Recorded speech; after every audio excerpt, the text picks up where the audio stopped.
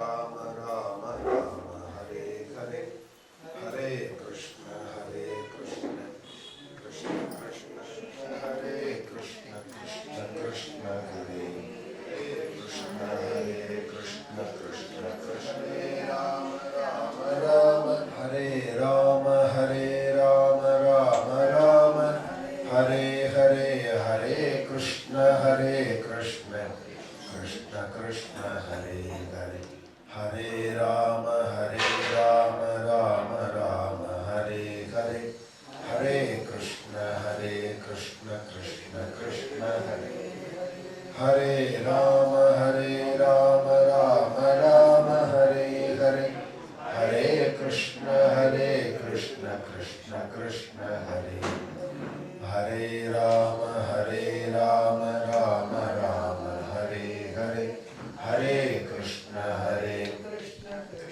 कृष्ण हरे हरे गोपिका जीवन स्मरणं नमः पार्वती पतये जानकी कांत स्मरणं सद्गुरु स्वामिनः आंजनेय स्वामिनः नारायणं नमस्कृत्य नरं चैव नरोत्तमं देवीं सरस्वतीं व्यासं ततो जयमुदीरयेत् वाञ्छाकल्पतरुभ्यश्च कृपासिन्धुभ्य एव च पतितानां पावनेभ्यो वैष्णवेभ्यो नमो नमः। प्रह्लाद नारद पराशर पुण्डरीक व्यासाम्बरीष शुकशौनक भीष्मदाल्भ्यानि रुक्माङ्गदार्जुन वसिष्ठ विभीषणादीन् पुण्यानिमान् परमभागवतान् स्मरामि। जन्माद्यस्य यतोऽन्वयादितरतश्चार्थेषु अभिज्ञस्वराट् तेने ब्रह्महृदाय आदिकवये मुह्यन्ति यत्सूरयः तेजो वारिमृदां यथा विनिमयो यत्र त्रिसर्गो मृषा धाम्ना स्वेन सदा निरस्तकुहकं सत्यं परं धीमहि यं प्रव्रजन्तमनुपेतमपेतकृत्यं द्वैपायनो विरहकातर आजुहाव पुत्रेति तन्मयतया तरवोऽभिनेदुस्तं सर्वभूतहृदयं मुनिमानतोऽस्मि। कृष्णाय वासुदेवाय देवकीनन्दनाय च नन्दगोपकुमाराय गोविन्दाय नमो नमः। नाम संकीर्तनं यस्य सर्वपापप्रणाशनं प्रणामो दुःखशमनः तं नमामि हरिं परम्। योऽन्तः प्रविश्य मम वाचमिमां प्रसुप्तां सञ्जीवयत् अखिलशक्तिधरस्वधाम्ना अन्यांश्च हस्तचरणश्रवणत्वगादीन् प्राणान् नमो भगवते पुरुषाय तुभ्यम्। यज्ञाय धर्मपतये विधिनैपुणाय योगाय सांख्यशिरसे प्रकृतीश्वराय नारायणाय हरये नमः इति उदारं हास्यं मृगत्वमपि यः समुदाजहारे यं ब्रह्मा वरुणेन्द्र रुद्रमरुतस्तुन्वन्ति दिव्यैस्तवैः वेदैः साङ्गपदक्रमोपनिषदैर्गायन्ति यं सामगाः ध्यानावस्थिततद्गतेन मनसा पश्यन्ति यं योगिनः विस्यान्तं न विदुःसुरासुरगणा देवाय तस्मै नमः। पीताम्बरं करविराजितशङ्खचक्रकौमोदकी सरसिजं करुणासमुद्रम् राधासहायमतिसुन्दरमन्दहासं वातालयेशमनिशं हृदि भावयामि। भक्तवात्सल्यजलधेः परमानन्दरूपिणः अस्मदाचार्यराजस्य प्रपन्नोऽस्मि पदाम्बुजम्। त्र्यम्बकपुराधीशं गणाधिपसमन्वितं गजारूढमहं वन्दे शास्तारं कुलदैवतं बुद्धिर्बलं यशोधैर्यं निर्भयत्वमरोगता अजाढ्यं वाक्पटुत्वं च हनूमत्स्मरणात् भवेत्। सद्गुरु चरणारविन्दाभ्यां नमः। वाग्देवी नमः। हनुमते नमः। श्री हरये नमः। ஆதிசங்கர பகவத்பாதர் பற்பல ஸ்தோத்திரங்கள் பிரகரண கிரந்தங்கள்லாம் பண்ணியிருக்கார். பிரதானமாய் பிரஸ்தான திரயத்துக்கு பாஷ்யம் எல்லாம் பண்ணியிருக்கார். கீதா பாஷ்யம், பிரம்மசூத்திர பாஷ்யம், தசோபனிஷத் பாஷ்யம் அப்படின்னு இதுதான் பிரஸ்தான திரயம்னு பேர். சாதுர்மாசியங்கள்ல சன்னியாசிகள் இதை அவசியம் சிரவணம் பண்ணுவா. இந்த 2 மாசம் 4 மாசம் யாராவது ஒரு வித்வான்களை கொண்டு ஒரே இடத்துல இருந்துட்டு ஆச்சாரியால் பண்ணதானே இந்த கீதை, வியாசர் பண்ணின அந்த பிரம்மசூத்திரம், பகவான் சொன்ன பகவத்கீதை, வேதத்துல உள்ளதான 10 உபனிஷத்துகள், மொத்தம் 1700 சொச்சம் உபனிஷத்துகள் இருக்கு. அதுல 108 உபனிஷத்துன்னு பிரதானமாக இருக்கு. அஷ்டோத்தர சதமான உபனிஷத்துகள். அதுலேயும் 10 உபனிஷத்தை பிரதானமாக எடுத்து விரதாரண்யகம் முதலிய உபனிஷத்தை எடுத்து ஆச்சாரியால் பாஷ்யம் பண்ணியிருக்கா. இவ்வளவும் பண்ண ஆச்சாரியால் நிறைய ஸ்தோத்திரங்களும் பண்ணியிருக்கா. பாமராளுக்கும் சொல்றா போல பஜகோவிந்தம் முதலியதான அச்சுதாஷ்டகம், கிருஷ்ணாஷ்டகம் மாதிரி ஸ்தோத்திரங்கள் பண்ண ஆச்சாரியால் பலதரப்பட்ட மனுஷால் லோகத்துல இருப்பார். பல கிளாஸ்ல இருப்பார். எல்லாராலையும் கீதா பாஷ்யம் படிக்க முடியாது. ஆனால் அச்சுதம் கேசவம்னு சொல்ல முடியும். சொல்ல முடிஞ்சவாளுக்கு அந்த அச்சுதாஷ்டகம், அந்த அளவுக்கு தகுதியோடு உடையவாளுக்கு பாஷ்ய பாடங்கள், பிரகரண கிரந்தங்கள். இப்படி பண்ண ஆச்சாரியா குரு அஷ்டகம்னு ஒரு ஸ்தோத்திரம் பண்ணியிருக்கா. தட்சிணாமூர்த்தி அஷ்டகம்னு தனியா ஒன்று பண்ணியிருக்கா. விஸ்வந்தர்ப்பண திருஷ்யமான நகரின்னு அது ஒரு ஸ்தோத்திரம் தனியா இருக்கு. நித்திய அனுசந்தானம் பண்ண வேண்டியது. ஆச்சாரியால் பண்ண ஸ்தோத்திரங்கள் ஏதாவது ஒன்று நித்தியம் படிக்கணும். பிராத காலத்துல அதுவும் தட்சிணாமூர்த்தி அஷ்டகம் ரொம்ப நல்ல மேதையை கொடுக்கும். இது தெளிவான ஞானத்தை கொடுக்கும். ஆச்சாரியால் பண்ண அந்த ஸ்தோத்திரம் குரு அஷ்டகம் அப்படின்னு ஒரு ஸ்தோத்திரம் பண்ணியிருக்கா. அந்த ஸ்தோத்திரத்துல சொல்றார் ஆச்சாரியால் 8 ஸ்லோகங்கள். அஷ்டகங்கிறதுலேருந்தே நமக்கு தெரியாது 8 ஸ்லோகங்கள்னு. ஒரு ஸ்லோகத்திலையும் 4 விஷயங்களாக 8 ஸ்லோகத்துல 4 8 32 விஷயங்களை சொல்லி எதிர்ந்து என்ன பயன், எதிர்ந்து என்ன பயன், எதிர்ந்து என்ன பயன், எதிர்ந்து என்ன பயன் ஒரு ஸ்லோகத்திலையும் 4 முறை கேட்கிறார். 4 விஷயத்தை சொல்லி 4 தடவை கேட்கிறார். ததக்கிம் ததக்கிம் ததக்கிம் ததக்கிம் ஒரு ஸ்லோகம் முடியறதையும் அப்படி வரும். இந்த குருவஷ்டகம் அதில் சொல்றார், शरीरं स्वरूपं तथा वा कलत्रं यशश्चारु चित्रं धनं मेरुतुल्यं गुरोरंघ्रि पद्मे मनश्चेन्न लग्नं ततः किं ततः किं ततः किं ततः किं. शरीरम नन्ना इरुक्कु. இன்னைக்கு நன்னா இருக்கு. யௌவனம் எது கொடுத்தாலும் சாப்பிட முடியறது. இன்னும் சுகர் எல்லாம் வரல. இந்த ஸ்வீட் சாப்பிட்ற எல்லாரும் சரி சாப்பிட்றேங்கிறோம். தேக ஆரோக்கியமா இருக்கு. கை காலெல்லாம் புஷ்டியாக இருக்கு. எத்தனை நாளைக்கு இருக்கு? திரும்பினா கேசங்கள்லாம் காதோரம் முதல்ல வெளுக்க ஆரம்பிக்கிறது. நிறைங்கிறது இயற்கையா வர நிறைய காதோரம் தான் முதல்ல நிறைக்கு. தலைமுழுக்க நிறைக்க காதோரம் ஏன் நினைக்கிறதுன்னா ஒரு கவி காதல சொல்ல வந்தது பரலோகத்துக்கு வேண்டியதையாவது இனிமே ஆரணி அப்படின்னு. இனிமேலாவது பரலோகத்துக்கு என்ன செய்யணுங்கிறத யோஜனை பண்ணேன்னு சொல்ல வந்துதான் இதுதான் முதல்ல காதோரத்துக்குள்ள நினைச்சு. காளிதாசன் சொன்னார் ரகுவம்சத்திலே, தசரதருக்கு 60,000 வயசான தசரதருக்கு காதோரம் நிறைச்சுதான். அதை நிறைய பத்தி ஒரு ஸ்லோகம் சொல்றார் ரகுவம்சத்துல. என்ன சொன்னது காதுல என்னாலும் ஒரு செய்தி சொல்ல வந்தது தசரதருக்குன்னா ராமாயணத்துல ரகுவம்சத்துல காளிதாசனோட அவர் சொல்ற விதமே ஒரு அழகா இருக்கும். என்ன சொல்ல வந்தது அந்த நரேனால், ராமே ஸ்ரீர் நிஸ்யதாமிதி, சீக்கிரம் ராமனுக்கு பட்டாபிஷேகம் பண்ணுன்னு சொல்ல வந்துதான் காதோரம் நிறைச்ச நிறமுடி. ராமே ஸ்ரீர் நிஸ்யதாமிதி, சீக்கிரம் ராமனை பட்டாபிஷேகம் பண்ணு அப்படின்னு தான் காதோரம் வந்த நேரம். காதோரம் வந்து சொன்னதான் ஏன் காதோட வந்து சொல்லுவானே நேரம் சொல்லக்கூடாதான்னால் கைகேயி பயாதுன்னா காளிதாசன். கைகேயின்னு தீர்க்கா பக்கத்துல நேரம் சொன்ன சண்டைக்கு வந்துருவா.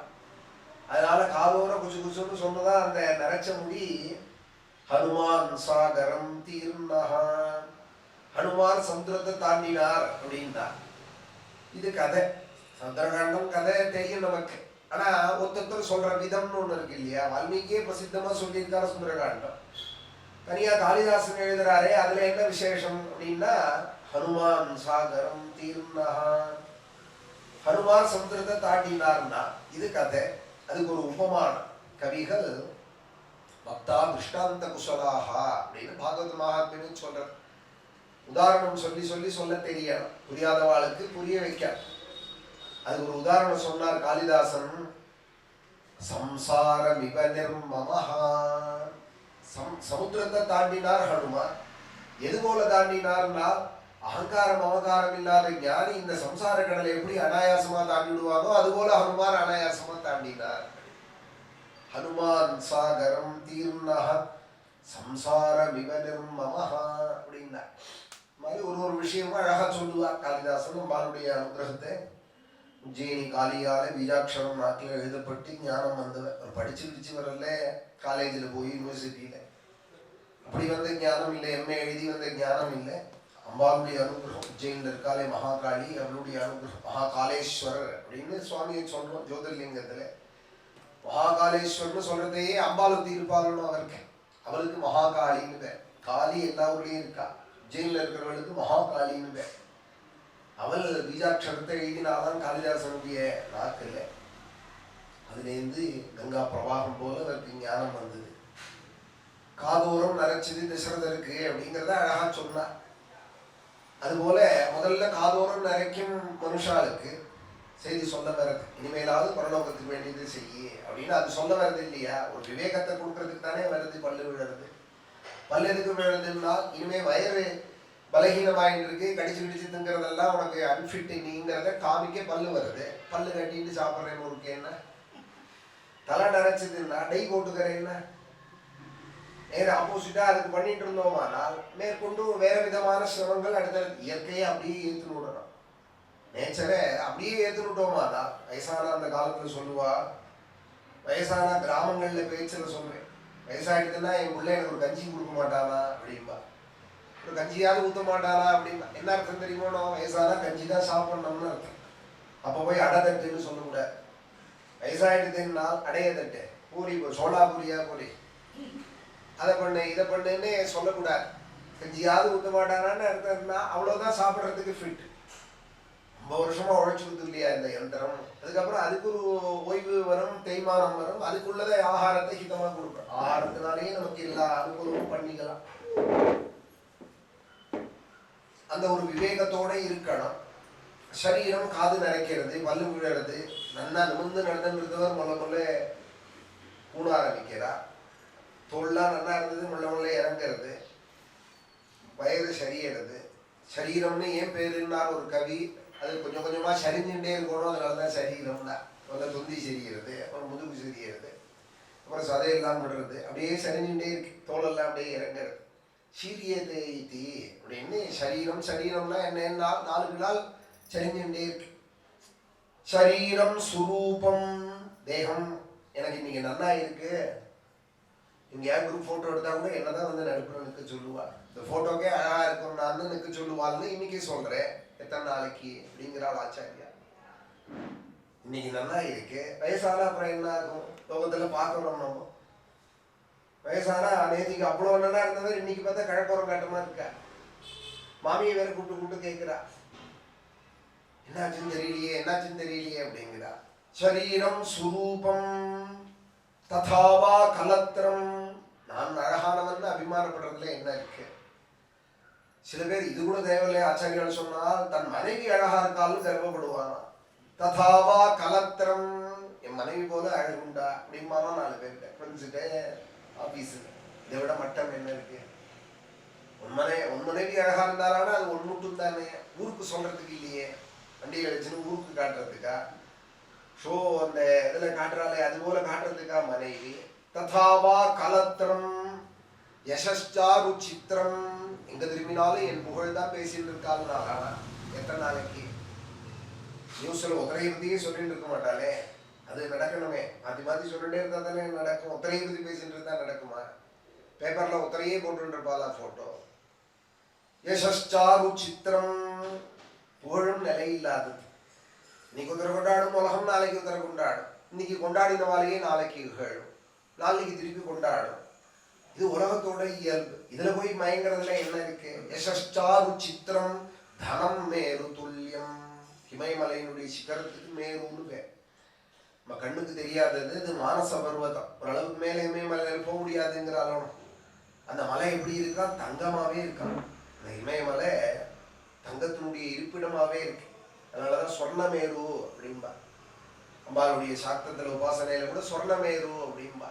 சொர்ணத்திலேயே கூட அதுல பூஜையில மேரு பண்ணி வச்சுருப்பா. அம்பாளுடைய அம்சமாக அதுல பூஜை எல்லாம் பண்ணுவா.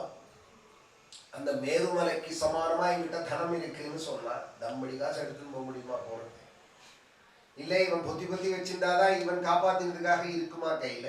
அம்பரீஷன் சொன்னார், 7 புடி மண்ணு இருக்கட்டும், 7 தீபம் இருக்கட்டும், ஏதோ நிலை இல்லாதது தானே அப்படின்னா. சப்த தீபவதியும் மகிம் அப்படின்னு அம்பரீஷனோட சரித்திரம்.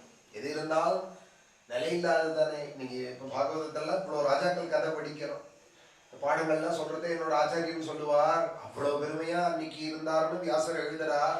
அந்த இக்ஷ்வாக்கும் மாந்தாதாவும் 4 ஸ்லோகத்துக்குள்ள ஆயிட்டா பார்த்தியா? இதாண்டா உலகம் அப்படின்னா. அப்பேற்பட்ட இக்ஷ்வாக்கு, அப்பேற்பட்ட மாந்தாதா, அப்பேற்பட்ட அம்பரீஷன்னே அவ்வளோ பெருமையா அன்னைக்கு இருந்தாலும் சொல்றவாலாம் இப்போ எவ்வளோ தூரம் இருக்கான்னு 4 ஸ்லோகத்துக்குள்ள அடங்கி போயிட்டான்.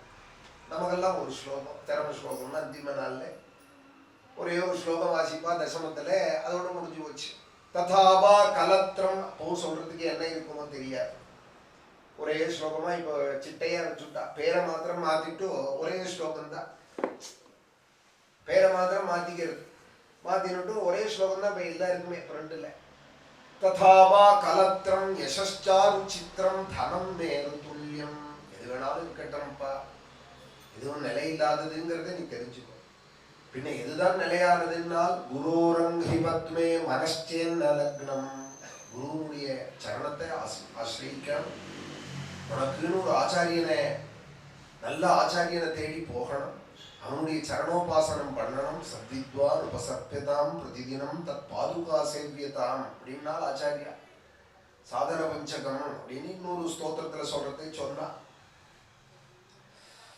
சரணோபாசனம் செய்யணும். குருரங்கிபத்மே மனச்சின்ன லக்னம். நிற்கும் பரத சரித்திரம் தலை படிச்சுமே ரகுகுணன் கேட்கிறார், இப்படி ஒரு ஞானம் பல்லாக்கு தூக்குறவருக்கு எப்படி சத்திச்சுது?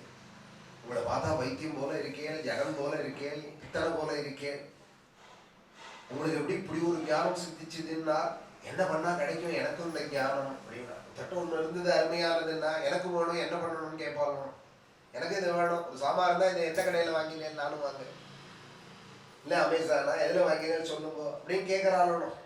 அதுபோல ரகுகன் பரபரன்னு கேட்கிறார், இப்படி ஒரு ஞானத்துல இருக்கீங்களே நீங்கள், என்னை யாராவது அடிச்சு விடுவேன் அப்படின்னு சொன்னாலே நான் தொலைச்சு விடுவேன், அவளை அசாந்தியை அடைஞ்சு விடுவேன். நான் அடிச்சும் நீங்க குழந்தை போல இருக்கேன், அடிச்சு விடுவேன்னு தான் சொன்னா. புராணாந்தரத்துல அடிச்சுட்டான்னு சொல்றா. பாக்கி வேற புராணங்கள்ல சொல்றதே பரதனை பல்லாக்கு ஆடினதுன்னதும் அந்த ரகுகணன் அடிச்சுட்டா. இந்த பாகவதத்தை பொறுத்த மட்டும் சுகாச்சாரியால் அவ்வளவு தூரம் சொல்லல, அடிப்பேன்னு சொல்றா.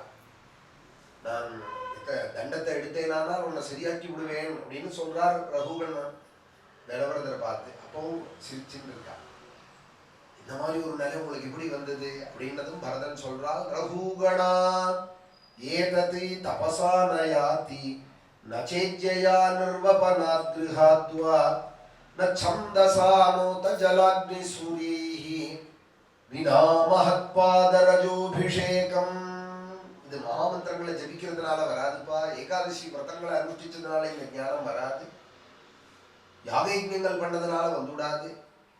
வீட்டை விட்டு ஓடினதுனால வந்துவிடாது. நிர்வபனா கிருஹாத்வா ஜலஸ்தம்பம் அக்னிஸ்தம்பம் சூரியஸ்தம்பம் பண்ணினதுனால வந்துவிடாது. நச்சந்தசானோத ஜலாக்னி சூரியைஹி.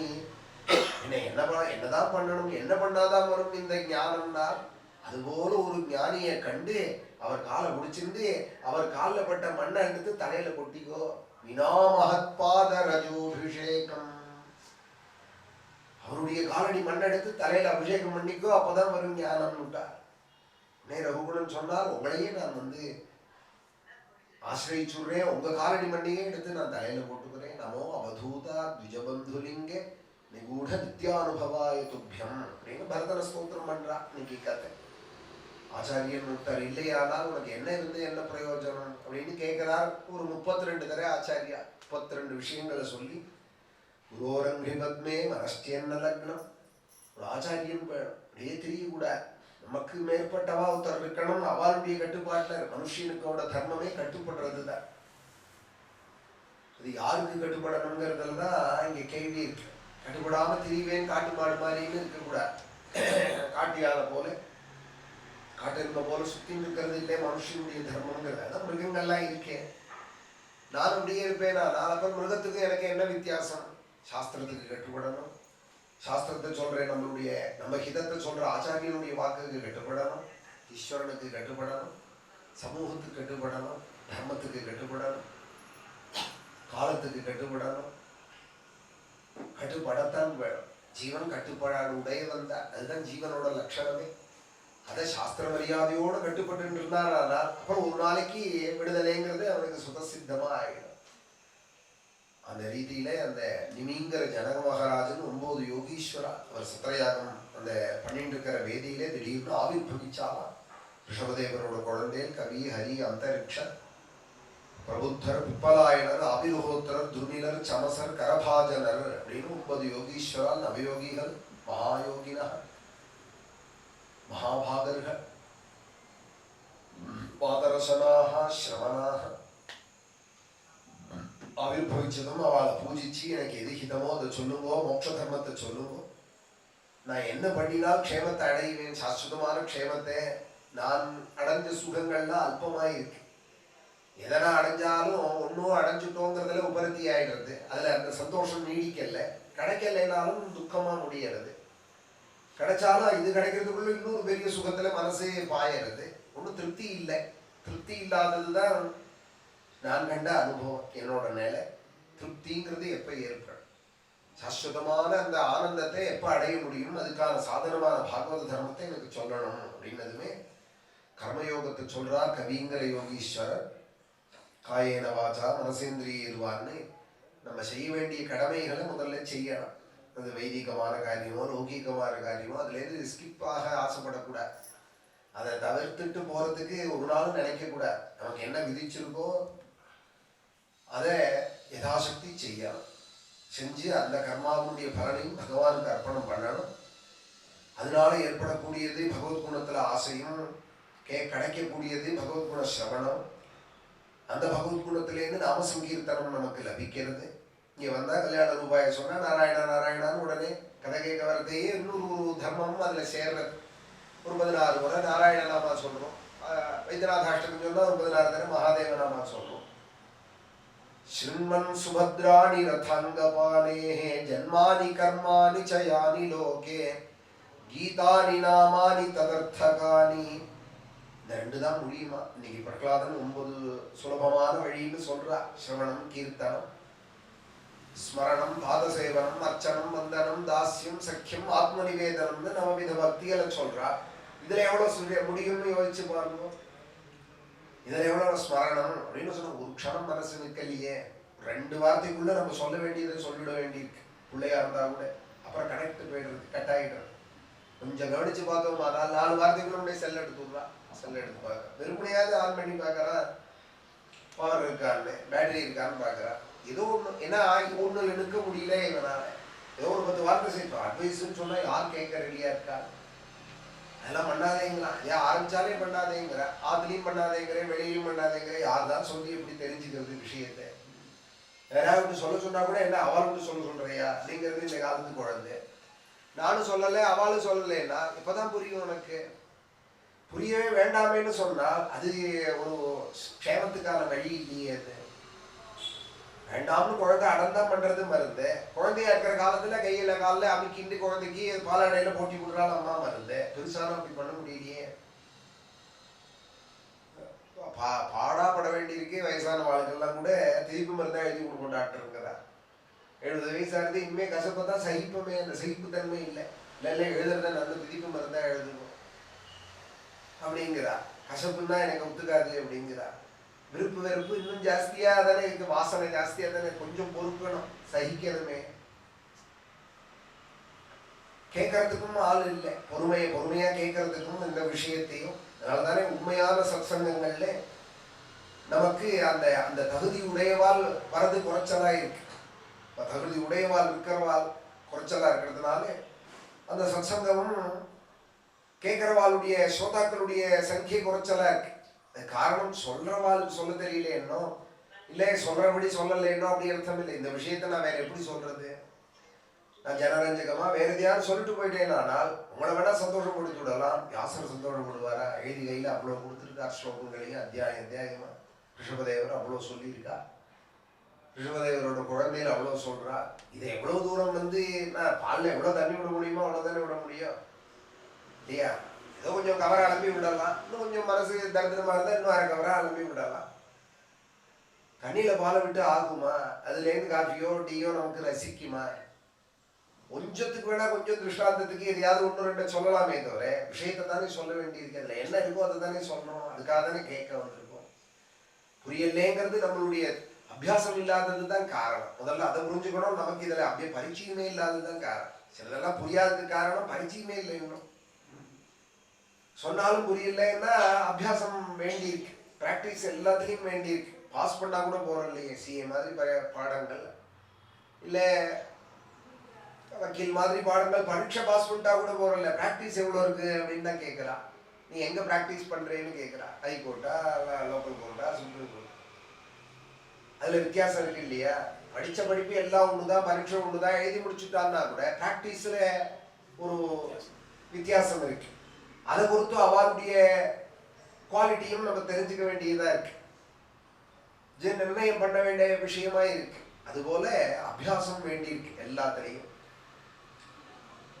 அவர் அந்த நாமாவை சொல்லணும், நிறைய பகவத் குணத்தை கேட்கணும், லஜ்ஜை இல்லாத காயன் விலஜ்ஜோ விசரே அசங்கா, லஜ்ஜை இல்லாத நிறைய நாமத்தை சொல்லணும். உனக்கு இஷ்டமான நாமத்தை சொல்லும். இப்படி எல்லாம் சாதன பக்தியை சொன்னார். அப்புறம் ராஜா அடுத்தது கேட்கிறார், அந்த பக்தன் எப்படி இருப்பான்னு சொல்லுவான், எப்படி பேசுவான், என்ன பண்ணுவான், அவனோட சேஷ்டைகள், அவனுடைய விஷயங்களை சொல்லுங்கோ அப்படின்னு நீங்கிறவர் ஹரிங்கிற யோகீஸ்வரர்கிட்ட கேட்க, அவர் பாகவதன் 3 விதமாக இருக்கார். உத்தமன், மத்தியமன், பிராகிருதன் அப்படின்னு 3 விதமாக இருக்கார். பிராகிருத ஸ்மிருதாக அந்த பக்தன் சவை பாகவதோத்தமாக, மத்தியமாக, பிராகிருதாக. 3 எல்லாத்துலேயுமே 3 இருக்கு இல்லையா? உயர்ந்தது, மத்தியமா இருக்கிறது, அதமமா இருக்கிறது, இது எல்லாத்துலேயும் இருக்கு. இந்த பாகவதோத்தமனை பத்தி சொல்லுங்கோ அப்படின்னதும் மத்தியமனை பத்தி ஒரு ஸ்லோகம் சொன்னார், அதமனை பத்தி ஒரு ஸ்லோகம், அந்த பிராகிருதனை பத்தி ஒரு ஸ்லோகம் சொன்னார். ஆரம்ப நிலையில உள்ள அந்த பக்தன் அபிசாராதி காரியங்களில் கூட ஈடுபடுவான். நம்பிக்கை வந்தா கூட சத்ரு அழியணுங்கிற காரியங்களில் ஈடுபடுவான். கோவிலில் போய் பிரார்த்திப்பான், இத்தியாதி காரியங்களில் ஈடுபடுவான். மத்தியமனா இருக்கிறவன் உதாசீனாக இருப்பான். பகவானிடத்திலையும் பக்தாரிடத்திலையும் அன்பு செய்கிறவனாக இருப்பான். பாகவதோத்தமன் எப்படி இருப்பான்ங்கிறத சொல்றேன்னு பல ஸ்லோகங்கள்ல இப்ப சொல்லிட்டு வரா. நேற்றைய தினம் அவர் அதெல்லாம் சொன்னார். அதில் ரொம்ப முக்கியமான விஷயம், அந்த பாகவதோத்தமன் எப்படி இருப்பான்னா, நீ 3 லோகத்தை ஐஸ்வர்யத்தை கொடுத்தாலும் அவன் விரும்ப மாட்டான். பாகவதோத்தமனுக்கு என்ன லட்சணம்னா, எந்த பணத்துக்காகவும் புகழுக்காகவும் ஸ்தானத்துக்காகவும் பெருமைக்காகவும் உலகம் நோரோன்னு அடிச்சுக்கிறதோ அலையிறதோ அதை துச்சமாக நினைப்பார்.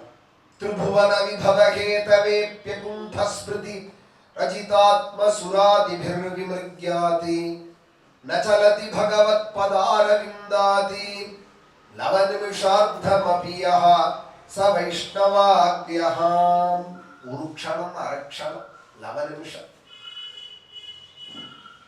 நேரத்திலேயே லவம்னு ஒரு நேரம், நிமிஷம்னு ஒரு நேரம், ஒரு க்ஷணம், ஒரு நிமிஷம், துட்டின்னு ஒன்று. நிமிஷம் செகண்ட் எல்லாம் நமக்கு தெரியும், இந்த கண் எம மேல் எம கீழே போயிட்டு வர்றது இல்லையா, அது எந்த நேரத்தில் போயிட்டு வருது, யாரால சொல்ல முடியும்? அது போயிட்டு வர நேரம் எந்த நேரம் அப்படிங்கிறத சாஸ்திரம் சொல்றது, அதுக்கு துட்டின்னு சொல்றது, ஃப்ராக்ஷன் ஆஃப் செகண்ட். ஒரு தடவை அப்படி மூடி திறக்கிறது, அதுக்கு ஒரு செகண்ட் தேவையில்லை. அந்த செகண்டையும் வகுத்தோமானால் அதுல ஒரு ஏகதேசம் தான் இந்த எம போயிட்டு வருது. அந்த எம் போயிட்டு வர்றதுக்கு என்ன பேரு சமஸ்கிருதத்துலன்னா துட்டின்னு பேர். அந்த ஒரு க்ஷணம் கூட பகவானை மறக்க மாட்டான். துட்டி யுகாயத்தே துவாம பஷ்யதாம் அப்படிங்கிறாள் கோபிகைகள். கிருஷ்ணா, உன்னை நினைக்காத எங்களுக்கு அந்த ஒரு துட்டி கூட ஒரு யுகம் போல இருக்கே. குட்டில குந்தலம் கிருஷ்ணா ஸ்ரீமுகஞ்சதே ஜடவுதீக்ஷதாம் கிருஷ்ணா பக்ஷ்மகிருத்ருஷாம். விஷயத்துல இருக்கிறவன் இப்படி அதே நினைவா இருக்கான். ஒன்றும் வித்தியாசம் பெருசா இல்லை. சம்சாரி விஷயத்தை நினைக்கிறான், பாகவதோத்தமன் பகவானை நினைக்கிறான். நினப்பு ஒண்ணுதான். மும்பாயில் நான் ஒரு இடத்துல புண்ணியாசத்துக்கு போயிருந்த போது ஒரு ராத்திரி தங்கியிருந்தேன். ராத்திரியில டிவி பார்த்து இருந்தார். ஷேர்ல ரொம்ப அவருக்கு ஈடுபாடு. 2-3 நாள் தங்கினதில் தெரிஞ்சுது. சனிக்கிழமை ஞாயிற்றுக்கிழமையெல்லாம் கூட பார்த்துட்டு இருந்தா. சனிக்கிழமை ஏதோ கிடையாதுன்னு சொல்லுவா. அந்த காலத்துல எனக்கு அந்த சனியை பற்றி தெரியாது, ஆனாலும் காதில் விழுறதும் சனி ஞாயிறு கிடையாது, ராத்திரியில இந்தியன்னது கிடையாது அப்படிலாம் சொல்லுவா. அவர் கேட்டேன், ராத்திரிலாம் பார்க்குறீங்களே என்னென்ன, வெளிநாட்டுக்கு உண்டோனோம் அப்படிங்கிறார். வெளிநாட்டு மார்க்கெட் ஓப்பனில் இருக்க போனோம் அப்படிங்கிறார். துவா தர்மத்துக்கு எடுத்து வைக்கல, ஒரு கற்பூரம் வாங்கி பிள்ளையார் கோயிலில் கொடுக்கல. ஒரு நாள் ஓம்பரா ஆயிடுத்து, பல லட்சமோ கோட்டியோ ஆயிடுத்து. 3 நாள் கதவு வந்துட்டு வெளியிலேயே வரல. 3 நாளைக்கு வெளியிலேயே வரல. அதை சாப்பிட்ற நாளைக்கு வர்றார் போகிறார். எழுத்தாத்துல நான் தங்கியிருந்தேன் அங்கே. அப்புறம் அவர் தங்கியிருந்த மாமா இன்னொரு இடத்துல தங்கியிருந்த போது அந்த மாமா 2-3 நாளாக கதைக்கு வருவார். காணுமேன்னு இல்லை, ஷேர் எப்போதும் அடி இப்போ போயிட்டு போனோம், வெளியிலேயே வரமாட்டேங்கிறார். ஆத்திலையும் ரூமுக்குள்ளேயே இருக்கார். இதே நினைவா இருக்கார். சாப்பிட்றதுக்கு தான் வரார் வெளியில அப்படின்னா. அதே நினைவு, அதே ஸ்மரணம் சம்சாரத்துல போறது அது துக்கப்பிரதமா. பகவானை நினைக்கிறது அது ஆனந்த கனமா. அதான் கோபிகைகள் சொல்றான், உன்னை நினைக்காத நிமிஷங்கள்லாம் எங்களுக்கு துக்கம். துட்டியுகாயத்தே கிருஷ்ணா த்வாம பஷ்யதாம் குட்டில குந்தலம் கிருஷ்ணா ஸ்ரீமுகஞ்சதே ஜடவுதீக்ஷதாம் கிருஷ்ணா பக்ஷ்மகிருத்ருஷாம். சம்பாதிக்க தெரியாதவாள் இல்லை பாகவதா. சாதுக்கள் கையாளாதவா சில பேர் சொல்லிட்டு இருப்பாங்க, எனக்கு அதுலலாம் ஒன்றும் வந்து இல்லை அப்படின்னு சொல்றவா சோம்பேறி சொன்னா அதுக்கு வெயிட் கிடையாது. முடிஞ்சு இருக்காள் இல்லையா, எதுவும் செய்ய முடியும்னு இருக்கிறவாள், ஒன்றும் வேண்டாம்னு இருக்காள் அப்படிங்கிறது. இதெல்லாம் வெறும் ஸ்லோகத்தை சொன்னா புரியாது. ஏதாவது உதாரணம் சொன்னாதான் இந்த ஸ்லோகத்துக்கெல்லாம் அதோட ஆழம் என்ன அப்படிங்கிறது புரியும். மகாராஷ்டிரத்துல சஜ்ஜன் காட் அப்படின்னு ஒரு இடம். அங்க வராளி அப்படின்னு ஒரு மலையில ஒரு குகையில இருந்தார் பரமபாகவதோத்தமர், மகாஜானி, யோகேஸ்வரர் சமர்த்த ராமதாஸ் சுவாமிகள். அப்படி வீர சிவாஜின்னு பிரசித்தமா மகாராஷ்டிரத்தில் இப்போ கொண்டாடுறாளே, அவர் கொண்டாடின தெய்வம் இவர், அவரோட ஆச்சாரியர். அவருக்கு இது மாதிரி ஒரு சத்பிரவருத்தியை ஏற்படுத்தியவர்.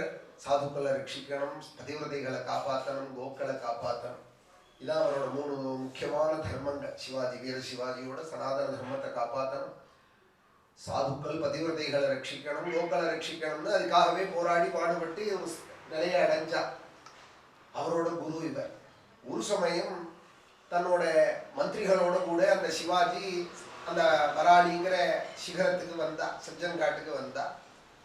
அந்த சிவாஜிக்கு 2 மந்திரிகள், ரொம்ப பிரதானமான மந்திரிகள், பாஜி பாலாஜி அப்படின்னு 2 பேர்கள். அவளோட கூட வந்தார். இவர் வந்து சேவிச்சா. கொஞ்ச நாளை பேசிட்டு இருந்தா. பேசிகிட்டே இருக்கிறதே ராஜா அண்ணா தனியாக வந்துருப்பார். இவர் நமஸ்காரம் பண்ணுறதுக்காக அந்த 2 பேர் மாத்திரம் வந்தாலே தவிர அவரோட சைன்யம் முழுக்க எட்டி நிற்கிறது. அவரை ஹிம்சை பண்ணக்கூடாது, அவரோட ஆசிரமத்தோட ஒரு சமைதியாக இருக்கிற அந்த இடத்த சைன்யம் வந்தால் அது குலைச்சுடுங்கிறதுக்காக எட்டி வச்சுட்டு இவர் மாத்திரம் வந்து நமஸ்காரம் பண்ணினார். உடனே கொஞ்ச நேரம் ஆச்சு, சாப்பிட்ற நேரம் வந்தது. உடனே சமர்த்த ராமதாஸ் சுவாமிகள் சொன்னார், இங்கேயே சாப்பிட்டுட்டு போகணும், இங்கேயே ஆகாரம் பண்ணிக்கணும்னா. இல்லை, நீங்கள் உங்கள் ஆசீர்வாதம் கிடைச்சதே எனக்கு பெரிய பாக்கியம். இருக்கட்டும் பரவாயில்ல, அவரே கௌபீனதாரி, ஏக கௌபீனத்தோட இருக்கார் சமர்த்த ராமதாசர். ராஜாக்கு எப்படி போஜனம் போடுறது, ராஜ்போக்கு எப்படி பண்றது, மந்திரி வந்திருக்கா. உடனே நீங்க ஒண்டிதான் வந்திருக்கீங்களா இல்ல வேற யாராவது உண்டான்னு கேட்டார் சமர்த்தர். இல்ல சைன்யமும் வந்திருக்கு, எட்டி இருக்க வச்சிருக்கேன் கரையிலன்னா. இல்ல அவளும் இங்கேயே சாப்பிட்டோம் அப்படின்னார் சமர்த்தர். சொன்னதோட இல்லை, அவருக்கு ஒரு முக்கியமான சிஷ்யர் கல்யாணம்னு அவரை கூப்பிட்டா. கல்யாணம் இத்தனை பேருக்கு ஆகாரம் ரெடி பண்ணிடுவோம் அப்படின்னா. காட்டுல இருக்கால் குகையில இருக்கால் சாப்பிட்ற நாழி வந்துடுதோ 10,000 பேருக்கு.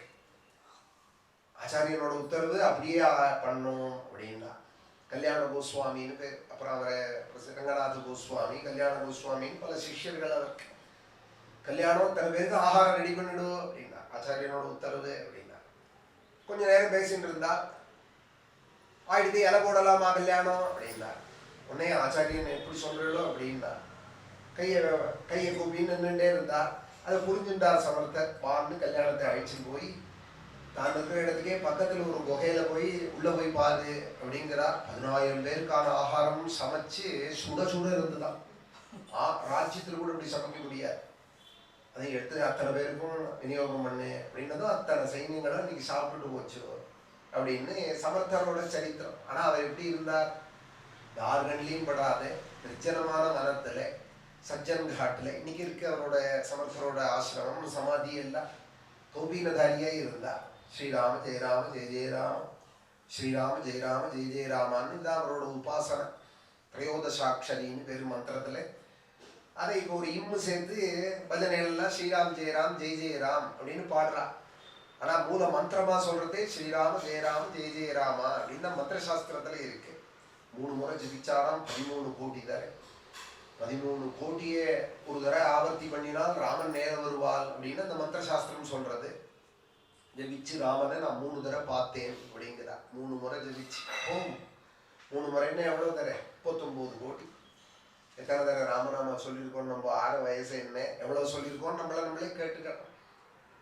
சமர்த்த ராமதாசர் அப்படி ஒரு மகாத்மா. உன்னை சிவாஜி ஆகாரங்கள்லாம் திவ்யமான போஜனம், ராஜ்யத்தில் கூட அப்படி சாப்பிட்டதில்லை, எல்லாம் சரியா இருந்ததா அப்படின்னு சமர்த்தர் கேட்டதுமே காட்டாங்கமா நமஸ்காரம் பண்ணி, ராஜ்யத்தில் கூட என்னால் இத்தனை பேருக்கு ஒரு க்ஷணத்தில் ஏற்பாடு பண்ண முடியாதே, இவ்வளவு ஆகாரங்கள் எங்கேருந்து குருநாதா உங்களை நான் வேற சிரமப்படுத்திட்டேன்னா இது எப்படி சாத்தியமாச்சு என்னன்னு கேட்டார்.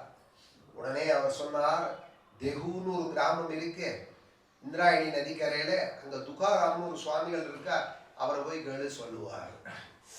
இது எப்படி சாத்தியமாச்சுன்னு கேட்டதுக்கு இதான் பதில். அப்புறம் சிவாஜி நமஸ்காரம் மட்டும் கிளம்பி போயிட்டா. அப்புறம் ராஜ்ய அலுவலர்களில் பல மாசங்கள் ஆயிடுத்தவருக்கு. அப்புறம் எங்கேயோ சுத்தின்னு இருந்தவர் ஒரு நாள் எதேச்சியா வந்தார் இந்திராயணி நதிக்கரையில. அங்க இருக்கிற நடப்போக்கர்களை அவளை பார்த்து கேட்டால் இது எந்த ஊரு அப்படின்னா குதிரையிலேருந்து சிவாஜி தெஹூ அப்படின்னா.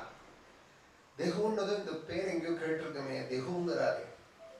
தெஹூன்னதும் குருநாதர் சொன்ன ஞாபகம் வந்தது.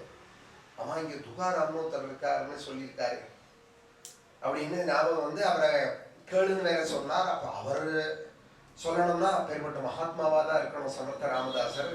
இவ்வளவு தூரம் வந்துட்டோம், அவரையும் நமஸ்காரம் பண்ணிட்டு போவோம்னு நேராக துகாராம் வீடு எங்கேன்னு கேட்டா அவர் குடிசையில உட்காந்துருக்கா. ஒரு குடிசையில ஏக தம்புரா வச்சுட்டு உட்காந்துட்டு அவர் அவந்தம் பாடிட்டு இருக்கா. சாஷ்டாங்கமா வந்து நமஸ்காரம் பண்ணார் துகாராம். துகாராமே சிவாஜி. நமஸ்காரம் பண்ணதும் ராஜா அவரே அறிமுகப்படுத்தின்றார், நான் சிவாஜி சத்ரபதினு சொன்னதும் இந்த மாதிரி சமர்த்த ராமதாஸ் சுவாமிகளோட அனுகிரக பெற்றவன் தான், அவரோட கிருபா கடாட்சம் கிடைச்சிருக்கு அப்படி இருந்தது. அப்புறம் சந்தோஷமா அவர் பேச ஆரம்பிச்சா. சாதுவோட இதுதான் அட்ரஸ், இதுதான் அட்ரஸ். ஒரு ஆச்சாரியன் இருக்கால் அப்படின்னு சொன்னாலே ஒரு மதிப்பு வந்து சாதுக்களுக்கு. அப்படியாப்பா அப்படி ஒரு பாக்கியமானா நீன்னு சொல்லி அப்புறம் பேசிகிட்டே இருந்தா. அங்கேயும் சாப்பிட்ற நேரம் வந்து கொடுத்தோம். உடனே துகாராம் சொன்னார், இங்கேயே ஆகாரம் பண்ணிட்டு போலாமே, இங்கேயே ஆகாரம் பண்ணலாமே, ஏதாவது இதே கதையா இருக்கேன். அவர் சொன்னார் இல்லை நான் பெரிய சைன்யத்தோட வந்திருக்கேனே, நான் ஒண்டி வேணா நீங்க கொடுப்போம் ஏதோ ஒரு பலம் கொடுப்போம் பிரசாதம்னு எடுத்துக்கிறேன், ஆனா என்னோட பெரிய கூட்டம் வந்திருக்கு அப்படின்னா. அதுக்கு என்ன அந்த கூட்டங்கள் எல்லாமே இங்கேயே சாப்பிடலாமே அப்படின்னா துகாராம். உடனே தானே உள்ள போய் ஒரு படி கோதுமை மாவும் ஆட்டா மாவும் ஒரு படி கொள்ளும் கொண்டு கொடுத்தாரா. உடனே சிவாஜி என்ன பண்ணார், தன் பாஜி பாலாஜியை கொடுத்து மகான் கையால் கொடுத்துருக்கார். ஏதோ அவர் இருக்கிற ஸ்திதியும் அவர் இருக்கிற சன்னிவேசத்தையும் பார்த்தா இதுவே ஒரு பெரிய விஷயம். ஒரு ஆச்சாரியும் கொடுத்துருக்கார் பிரசாதம், இவர் கையால் கிடைச்சது பாக்கியம். ஒரு சிம்டா எடுத்து வந்த அத்தனை சைன்யத்துக்கும் ஆட்டாமாவை கொடுத்து விடும், ஒரு சிம்டா கொள்ளெடுத்து குதிரைகள் எல்லாம் கொடுத்துடும் அப்படின்னு சிவாஜி மந்திரிகளை கூப்பிட்டு சொன்னார். இதை எடுத்துன்னு நேரம் போனா அள்ள வந்துட்டே இருக்கான் ஆட்டா. அதுலேருந்து எடுக்க வந்துட்டே இருக்கு கொள்ளு. அத்தனை சைன்யமும் வயர் நிறைஞ்சு போயிடுது. அத்தனை பேருக்கும் சாப்பிட்டால் அத்தனை குதிரைகளும் சாப்பிட்டு இன்னும் வந்துட்டே இருக்கு. உடனே மந்திரி ஓடி வந்து சொன்னார், வந்துட்டே இருக்கு அவர் கொடுத்தது. உடனே சாட்டாங்கமா நமஸ்காரம் பண்ணி, சிவாஜி இது எப்படி சாத்தியமாச்சு, இது எப்படி சாத்தியமாச்சு, என்னோட வந்ததோ பெரிய சைன்யம், நீங்க இருக்கிற ஸ்திதியோ நான் பார்க்கிறேன், இவ்வளவு பேரும் வயர் நிறைஞ்சு மனசு நிறைஞ்சு சந்தோஷமா இருக்காளுங்கிறாளே, இது எப்படி சாத்தியமாச்சுன்னா. உடனே அவர் சொன்னார், அப்படியா நேர கோதாவரி தீரம் போ, சச்சன் காட்டுன்னு இருக்கு, அங்க ஒரு மலையில கோமணம் கட்டினும் இருப்பார், அவரை போய் கேள்வி சொல்லுவார் அப்படின்னா. என்ன அர்த்தம்னா சாமானியால் புரிஞ்சுக்க முடியாது. பாகவதோத்தமனுடைய லட்சணம் என்ன அப்படிங்கிறத சாமானியன் ஞானியோட லட்சணம் புரிஞ்சுக்க முடியாது. ஞானியே அறிவார். பாக்கி பேருக்கெல்லாம் என்னன்னா பாக்கியம், தரிசனம் கிடைக்கிறதே நமக்கு தரிசனாதேவ சாதவா பார்க்கறதே பாக்கியமே தவிர, அது மாதிரி உள்ளவால அவளை நம்ம பரீட்சை பண்ணவும் முடியாது. அவளோட ஞானத்தோட வைராக்கியத்தோட பக்தியோட ஆழத்தை நம்மளால பார்க்கவும் முடியாது. நம்ம அதற்கான அதிகாரி இல்லைங்கிறத முதல்ல நம்ம தெரிஞ்சுக்கணும். திரிபுவன விபவஹேதவேப்யகுண்ட ஸ்மிருதி ரஜிதாத்ம சுராதிபிர் விமிருக்யாதி. இவ்வளவு சக்தி உடையவா எப்படி இருந்தால் தெரியுமா? பரம ஏழியா இருந்தா. துகாராம் சுவாமிகளும் அவ்வளவு ஏழ்மையில இருந்தா. ஒரு தோட்டத்தெல்லாம் போய் காவல் காக்கிற அளவுக்கு கூலிக்கு வேலை செஞ்சுட்டு இருந்தா. சமர்த்த ராமதாஸ் சுவாமிகளும் அப்படி ஒரு உபவாசாதிகளை இருந்துட்டு மலையில குகையில அப்படி இருந்துட்டு இருந்தா. ரொம்ப வைராக்கியசீலராய் இருந்தா. இந்த சக்தி இருந்தும் அதை அவ தனக்குன்னு ஆக்கிக்கல்ல, இதை லட்சியமும் பண்ணல அவ. திரிபுவன விபவஹேதவேப்யகுண்டே அகுண்ட ஸ்மிருதி ரஜிதாத்மசுராதிபிர் விமிருக்யாதி. எந்த ஐஸ்வர்யம் கிடைச்சாலும் அதை பெருசா நினைக்க மாட்டார். பின்ன எதை நினைப்பால் பெருசானால் பகவத் பதாரவிந்தாதி. குருவாயூரப்பனுடைய சரணம் தான் பெரிய லாபம். அதுதான் நித்தியம் சித்தஸ்திதம் மே பவனபுரபதே. 1008 ஸ்லோகம் பாடிட்டு என்ன கேட்டார் நம்பூதிரி? ஒன்னே ஒண்ணுதான், குருவாயூரப்பா இது எனக்கு என்னைக்கும் இருக்கட்டும் அப்படின்னா. என்ன இருக்கட்டும்னா யோகீந்திரா, யோகத்துல கைதேர்ந்தவா. இந்திரால் அப்படின்னா எக்ஸ்பர்ட், ரொம்ப மேல்நிலையில இருக்கிறவா. யோகத்துல யோகேஸ்வரா, யோகீந்திரா. அந்த யோகீந்திராளுக்கெல்லாம் அவன் சரணத்தை நினைச்சா அப்படி தித்திக்குமாமே. அது எப்படி தித்திக்கும்? ஒரு ஸ்வீட் சாப்பிடாதே, ஒரு தேன் எடுத்து வாயில விட்டுக்காதே, சர்க்கரையை வாயில போட்டுக்காதே, ஆனா திதிச்சு அப்படி ஒரு திதிப்பு திதிக்குமா? அதுல இல்லாத திதிப்பு அப்படி ஒரு திதிப்பு இருக்குமா? மதுரம் சுமதுரம் அதிக சுமதுரம் தொதங்கேஷு அதிக சுமதுரம் யோகீந்திரானாம் தொதங்கேஷு. யோகீந்திராளுக்கு உன்னை கேசாதிபாதம் தியானம் பண்றதே அந்த சரணத்துல என்னமோ அப்படி ஒரு தித்திப்பாமே வாழ்க்கை. தொதங்கேஷு உன்னுடைய அங்கத்துல அதிக சுமதுரம், உன் சரணத்துல அப்படி ஒரு தித்திப்பு இருக்காமே. முக்தி பாஜாம் நிவாசா, முக்தி அடைஞ்சவாளுக்கெல்லாம் அதுதான் வாசஸ்தலமாமே. முக்தி பாஜாம் நிவாசா, பக்தர்களுக்கெல்லாம் சேவிக்கிறவாளுக்கெல்லாம் வாரி வாரி அவாய் மனோகரதங்களை மனோபீஷ்டங்களை பூர்த்தி பண்ற கல்பக விருட்சமாமே உன் சரணம். காமதேனுமாமே உன் சரணம். பக்தானாம் காமவருஷத்யுதருகிசலயம். நாதா நாதா, அது எது? தே பாதமூலம்,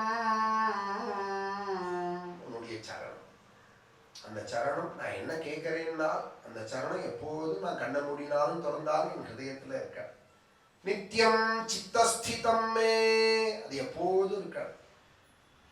பவனபுரபதே கிருஷ்ணா காருண்ய சிந்தோ, அது என் ஹிருதயத்துல இருந்ததானா என்னுடைய சமஸ்த சம்சார தாபத்தையும் அது பொசிக்கப்படும்.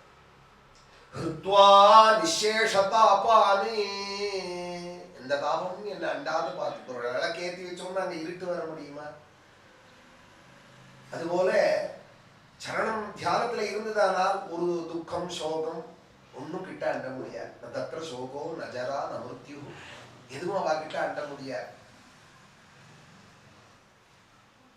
ஹிருத்வா நிசேஷதாபானி பிரதிஷது பரமானந்த சந்தோகலக்ஷ்மீ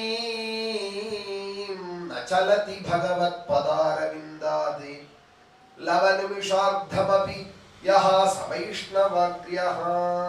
3 லோகத்தினுடைய ஐஸ்வர்யத்தை கொடுத்தால் பகவத் பதாரவிந்தத்தை தியானம் பண்ற இதுல இருக்கிறதான சுகத்தை அவ இதுல எல்லாம் அடைய மாட்டா. அந்த ஆதிபத்தியத்துல அடைய மாட்டா.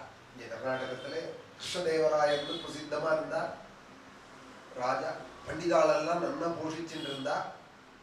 அந்த தேவராயர் அப்ப அவருடைய சபையில வராத பண்டிதால் கிடையாது.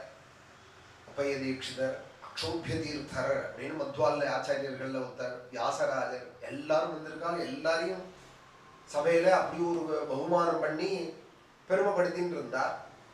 அவ எல்லாருக்கும் தேசிகன் வரணும், இந்த சபைக்கு நிகமாந்த மகாதேசிகன் வரணும்னு ஒரு ஆசை இருந்துட்டே இருந்தது. ராஜாட்ட சொல்லிகிட்டே இருந்தால், காஞ்சிபுரத்துல இருக்கார் அவர், காஞ்சிபுரமே கதின்னு இருக்கார் வரதராஜனே, அவர் எப்படியான சபைக்கு கொண்டு வந்தேலானா உங்களோட சபை பூர்ணமாயிடும். நாங்கெல்லாம் இருக்கோம்னா கூட அவரும் வந்துட்டாரானால் உங்களுடைய நோக்கம் என்ன, இது மாதிரி உள்ளவாலே கொண்டாடணும்.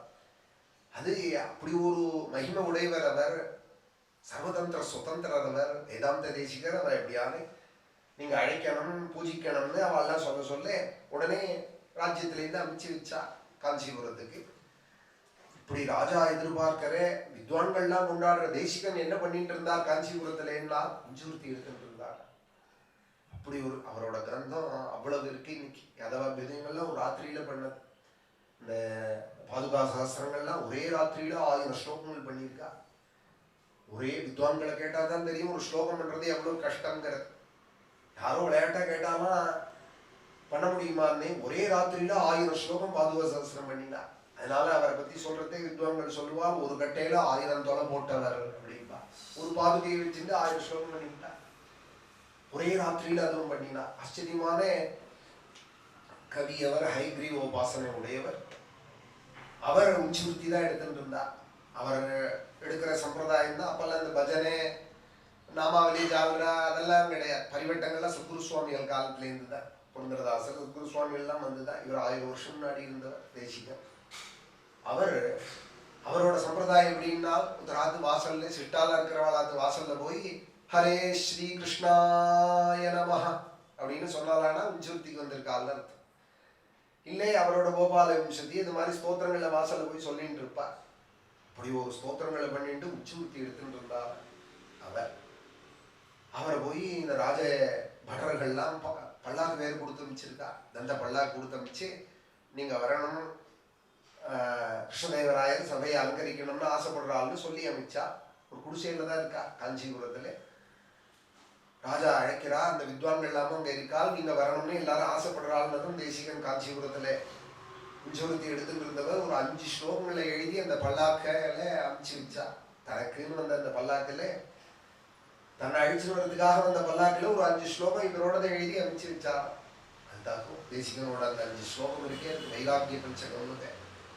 க்ஷோணி கோண சதம்ச பாலன கலா துர்வார கர்வானலே க்ஷுப்யத் க்ஷுத்ர நரேந்திர சாட்டுரஜனா தன்யாம் நமன்யாமஹே ஏவம் சேவிதுமேவ நிஷ்சினுமஹே யோசௌ தயாலுः புரா தானா முஷ்டிமுச்சே குச்சே நமுனயே தப்தே ஸ்ம வித்தே சதாம். இது ஒரு ஸ்லோகம். 5 ஸ்லோகத்துல தயா குச்சேலே தனதத் குச்சேலே ஸ்ருதே குச்சேலே ஸ்திதமா குச்சேலே காச்சாய நீச்சம் கமனீய வாச்சா மோச்சா பவ ஸ்வாது முச்சா நயாச்சே. எல்லாம் வைராக்கிய ஸ்லோகங்கள். ராஜாவுக்கு புரியுறா போல ஒரே ஒரு ஸ்லோகம். அவருக்கு எவ்வளவு புரியுமோ அங்க இருக்கிற வித்வான்களாவது படிச்சு சொல்லட்டும் அவருக்குன்னு ஒரு ஸ்லோகம் அதுல 5ல எழுதினார். நான் ஒன்னும் சம்பாதிக்கலதான். நாஸ்தி பித்ரார்ஜிதம் வித்தம் நமயா கிஞ்சித அர்ஜிதம். நானும் சம்பாதிக்கல, எங்க அப்பாவும் சம்பாதிச்சு வைக்கல. ராஜாட்டேந்து பல்லாக்கு வந்திருக்கு, நான் உதாசீனப்படுத்துறேன்னு நீ நினைக்காத. சம்பாதிக்காதவனுக்கு யாரோ ஒருத்தர் சகாயம் பண்றேன்னு சொன்னா ஆசையாதான் இருக்கணும். ஆனாலும் நான் வேண்டாம்னு திருப்பி அனுப்ப காரணம் என்ன தெரியுமா? நான் சம்பாதிக்கல, எங்க அப்பா சம்பாதிக்கல, ஆனா எங்க தாத்தா பெரிய சொத்து சேர்த்து வச்சிருக்கார் அப்படின்னா. வஸ்து பைதாமகம் தனம் அப்படின்னா. பிதாமகர் அப்படின்னு சொன்னா பாட்டனார்னு அர்த்தம் சம்ஸ்கிருதத்துல. ஸ்லேடையா சொல்ற வித்வானோட தேசிகன். பிதாமகர்னா அப்பாவோட அப்பான்னு ஒரு அர்த்தம், பிரம்மதேவன் ஒரு அர்த்தம். பிரம்மதேவன் ஒரு சமயம் இங்க வேகவதி நதிக்கரையில வந்து அஸ்வமேத யாகம் பண்ணி அந்த யஜ்ய குண்டத்துல வந்தவர் தானா வரதராஜ சுவாமி. எங்க பிதாமகர் ஒரு சொத்து சேர்த்து வச்சிருக்கார் காஞ்சிபுரத்துல, அதை விட்டுட்டு எனக்கு எங்க வரணும் அப்படின்னு. நாஸ்தி பித்ரார்ஜிதம் வித்தம் நமையா கிஞ்சிதார்ஜிதம். அந்த சொத்து எப்படி இருக்கு? மலை மேல மலையா இருக்கு. அஸ்தி ஸ்ரீ ஹஸ்தி சைலாக்ரே. ஹஸ்தி அப்படின்னா சம்ஸ்கிருதத்துல யானைன்னு அர்த்தம். தமிழ்ல யானைக்கு என்ன பேருன்னா அத்தின்னு பேர். அதுவே மருவி ஹஸ்திங்கிறது தான் அத்தி. கொஞ்ச நாள் முன்னாடி அவங்கள விட்டது இல்லையா, அத்திவரதர் அப்படின்னாலும் அத்தி மரத்தல் பண்ண வரதர்னு எல்லாரும் வியாக்கியானம் பண்ணிடலாம். அப்படி அர்த்தம் இல்லை, கஜேந்திர வரதன்னு அர்த்தம். வரதன்னா அனுகிரகம் பண்ணவர்னு அர்த்தம். யாருக்கு அனுகிரகம் பண்ணவர்? அத்திவரதர். அத்திங்கிறது யாரு? யானை. கஜேந்திர வரத பெருமாள்னு தான் பேர். அந்த க்ஷேத்திர மகாத்மியமே கஜேந்திர மோட்ச ஸ்தலம் அது. இன்னைக்கும் பிரம்மோத்சவத்துல ஒரு யானையை கொண்டு காஞ்சிபுரம் வரதராஜனுடைய கோவில் குளத்துல பலவுக்கு நிறுத்தி அந்த கையில் ஒரு தாமரையை கொடுப்பார். கருட வாகனத்துல சுவாமி வர அந்த உற்சவத்துல கருட வாகனத்துல வருவார். நேரம் அந்த குளத்தங்கரைக்கு வருவார். இந்த யானையை விட்டு அந்த தாமரை பூவை அந்த கருட வாகனத்துல வர சுவாமி கையில் கொடுக்க சொல்லுவார். நாளைக்கு அடுத்தால எந்த கஜேந்திர மோட்சம் படிக்க போறோமோ, எந்த கஜேந்திரன் அலறாரோ எனக்கு யாரும் இல்லப்பா. திருக்ஷவோ எஸ்ய பதம் சுமங்கலம் விமுக்த சங்கா முனைய சுசாதவா. நான் நம்பி இருந்தவாள் என்னை கைவிட்டுட்டா, இனிமே உன்னை தவிர யாரும் கதி இல்லை அப்படின்னு ஒரு 28 ஸ்லோகம் கதர்வா. நாளைக்கு 28 ஸ்லோகம். நமோ நமஸ்தே அகில காரணாயே நிஷ்காரணாய அத்புத காரணாயே சர்வாகமம்னாய மகார்ணவாயே நமோபவஸ்ய பதம் சுமங்கலம் விமுக்த சங்கா முனய சுசாதவः சரந்த்யலோகவ்ரதம் அவ்ரணம் வனே பூதாத்ம பூதா சுஹൃதஸ்ஸமே. ஸ்தோத்திரங்கள்லாம் வந்து புஸ்தகத்தை மூடிடணும், வாக்குல இருக்கணும், புஸ்தகத்துல இருக்குன்னு சொல்லக்கூடாது. எதுக்கே கூட சொன்னேன், நல்ல ஸ்வீட்டை கையில கொடுத்தா கையிலேயே வச்சுட்டு இருப்பேன். ஸ்வீட்டு கொடுத்துருக்காள்னு ராபாலா கையிலேயே வச்சுட்டு இருப்பேன். டப்புனு வாயில ஓட்டுன்னு விட மாட்டேனோ. அதுபோல வியாசர் கொடுத்த ஸ்வீட்டு இந்த பாகவதம் எனக்கு கையிலேயே இருக்கு, புஸ்தகத்துல டேப்லயே இருக்குன்னு சொல்லக்கூடாது. வாயில போட்டு ருசிக்கலாம். அது புஸ்தகம் படிச்சா வராது இந்த ருச்சி. அது புத்திக்கு சுவாதீனமா பண்ணிக்கணும், வாக்குக்கு சுவாதீனமா பண்ணிக்கணும். இந்த ஸ்தோத்திரங்கள் அப்படி ஏகாந்தமா இருக்கிற காலத்துல சொல்லி சொல்லி பார்த்தோமானால் மகானுபவங்கள்லாம் அதுலேருந்து ஏற்படும். ஏன்னா ஒவ்வொன்றும் ஜீவகலையோடு உள்ளதான அக்ஷரங்கள். இதை சொல்லி புரிய வைக்க முடியாது, அவ்வளவா அனுபவத்துல தெரிஞ்சுக்க வேண்டிய விஷயங்கள். பாகவதத்தில் உள்ள ஸ்துதிகள்லாம் இருக்கு. இன்னைக்கு பிரகலாத ஸ்துதி படித்தோம், 42 ஸ்லோகங்கள். நீ காப்பாற்றணும்னு நினைக்கலைன்னா யார் காப்பாற்ற முடியும் அப்படிங்கிறார் பிரகலாதன். நீ உபேட்சிச்சுட்டையானா யாரும் காப்பாற்ற முடியாது அப்படிங்கிறார். கஜேந்திரனும் நாளைக்கு சொல்ல போறார். காத்தால ஆரம்பமே கஜேந்திர ஸ்துதி தான். ஒரு 5 அத்தியாயம் பாக்கி இருக்கு சப்தமத்துல. அது ஒரு 1/4 மணி நேரம் 1/2 மணி நேரம் ஆகிடும். அப்புறம் கஜேந்திர மோட்சம் தான். அஷ்டமஸ்கந்தம் ஆரம்பிச்சோம்னா 3-4 அத்தியாயங்கள் கஜேந்திர ஸ்துதி பாராயணத்துக்கு சீக்கிரமே வந்தா கஜேந்திர ஸ்துதி படிக்கலாம், சேர்ந்து படிக்கலாம். 3-4-10 சப்தாகம் ஆயிடுதுன்னா அப்புறம் ஸ்துதி எல்லாம் புஸ்தகத்தை மூடிட்டு சொல்லணும். அதை பார்த்து நானும் நல்லா படிப்பேன்னு சொன்னா அது இன்னும் போறார். அது அனுபவத்துக்கு ஆகணும்.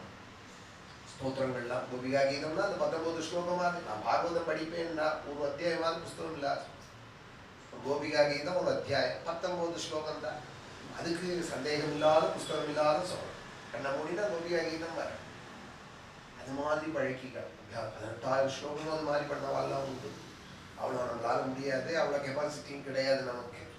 ஸ்துதிகளையாவது வார்த்தைக்கு சுவாதீனமா பண்ணிக்கலாமே. அத்திவரதர் அப்படின்னு பேர். சம்ஸ்கிருதத்துல ஹஸ்தின்னு பேர். அஸ்தி அப்படின்னா இருக்கார்னு அர்த்தம்.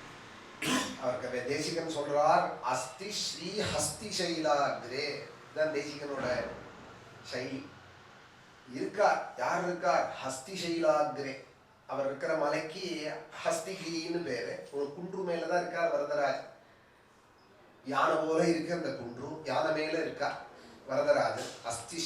ஹஸ்தி சைலாகிரே வஸ்து பைதாமகம் தனம். இந்த தாத்தா செடி வச்ச சுத்து ஒண்ணு இருக்கு காஞ்சிபுரம் மதமே அப்படின்னா உடனே கேட்பாளோ யாருமே இருக்கு சொத்து இருக்கு உஜூர்த்தி தானே எடுத்துட்டு இருக்கேன் உஜூர்த்தி தானே எடுத்துட்டு இருக்கேன்னா அந்த கவலை நீ படாதே அவர் பார்த்துப்பார்.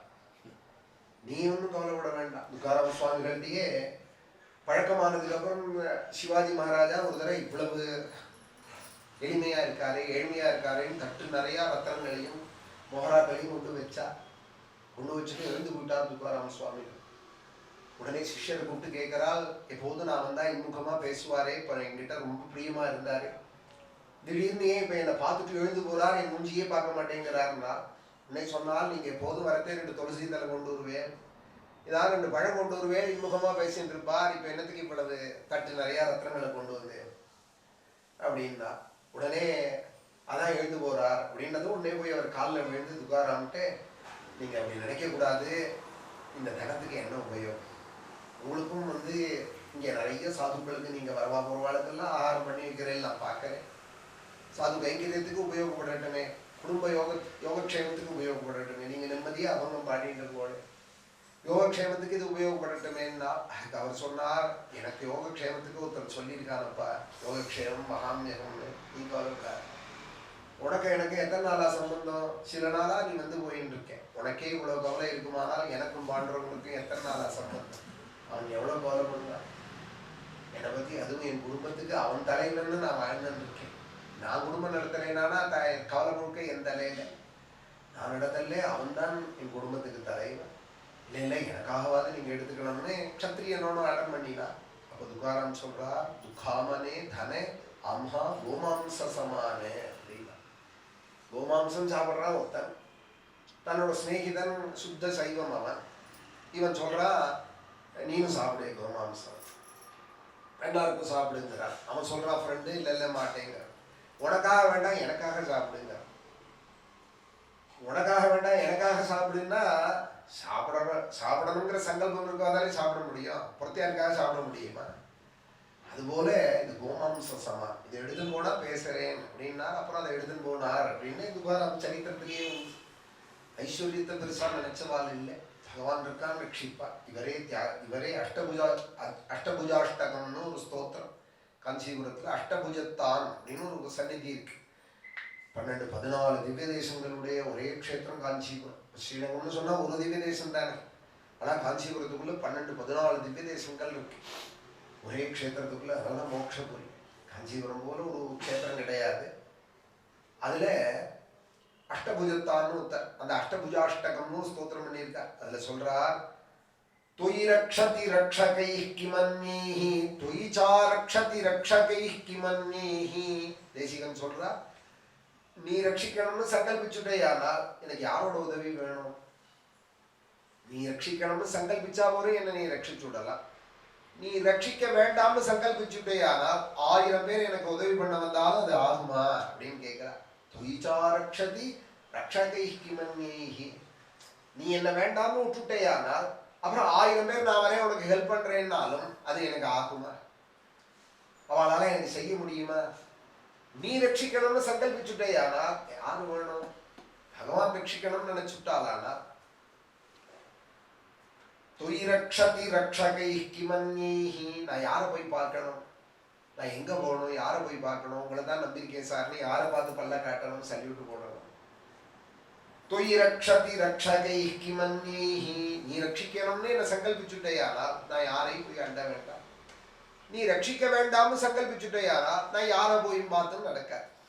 உள்ள இருந்தே எனக்கு பார்க்க சௌகரியப்படலைன்னு கதவை சாத்தி விடுவான், ஃபோன் பண்ணா கட் பண்ணுவான், 2-3 தடவை பண்ணா பிளாக்கிங் போட்டு விடுவான், ரிஜெக்ட் லிஸ்ட்ல போட்டு விடுவான். பகவான் சங்கல்பிக்கலைன்னா ஒன்றும் அனுகூலமா இருக்க. பகவான் அனுகூலமா இருந்தாரானால் சர்வம் அனுகூலமா இருக்க. சர்வாக சுகமயாதிஷா அப்படிங்கிறா இதே ஏகாதச ஸ்கந்தத்துல உத்தவ கீதையில சுவாமி சொல்றா, சதா சந்துஷ்ட மனசா சர்வாக சுகமயாதிஷா. என்னை உபாசிக்கிறவன் எப்போதும் சந்துஷ்டியோட இருப்பான், அவனுக்கு 10 திக்குலேருந்து எப்போதும் சுகமான காத்துதான் அப்படிங்கிறா. சர்வாக சுகமயாதிஷா உத்தவா என்னை உபாசிக்கிறவனோட நிலை லேசு இல்லை அப்படிங்கிறா. திரிபுவன விபவஹேதவேப்ய குண்டஸ்மிருதி ரஜிதாத்ம சுராதிபிர் விமுர்யாத். அதுபோல ஒரு 5 ஸ்லோகத்தை எழுதி வச்சுட்டா தேசிகம். அஸ்தி ஸ்ரீ ஹஸ்திசைலாக்ரே வஸ்து வைதாமகம் தனம் அப்படின்னு எழுதி வச்சா அந்த ஸ்லோகம் போய் இறங்கினது. கிருஷ்ணதேவராயர் அவரோட அந்த வைராக்கியத்தை நினைச்சு அவர் இருக்கிற திக்கை பார்த்து நமஸ்காரம் பண்ணார் அப்படின்னு தேசிகனோட சரித்திரம் கடைசி வரைக்கும் இப்படிதான் இருந்தா.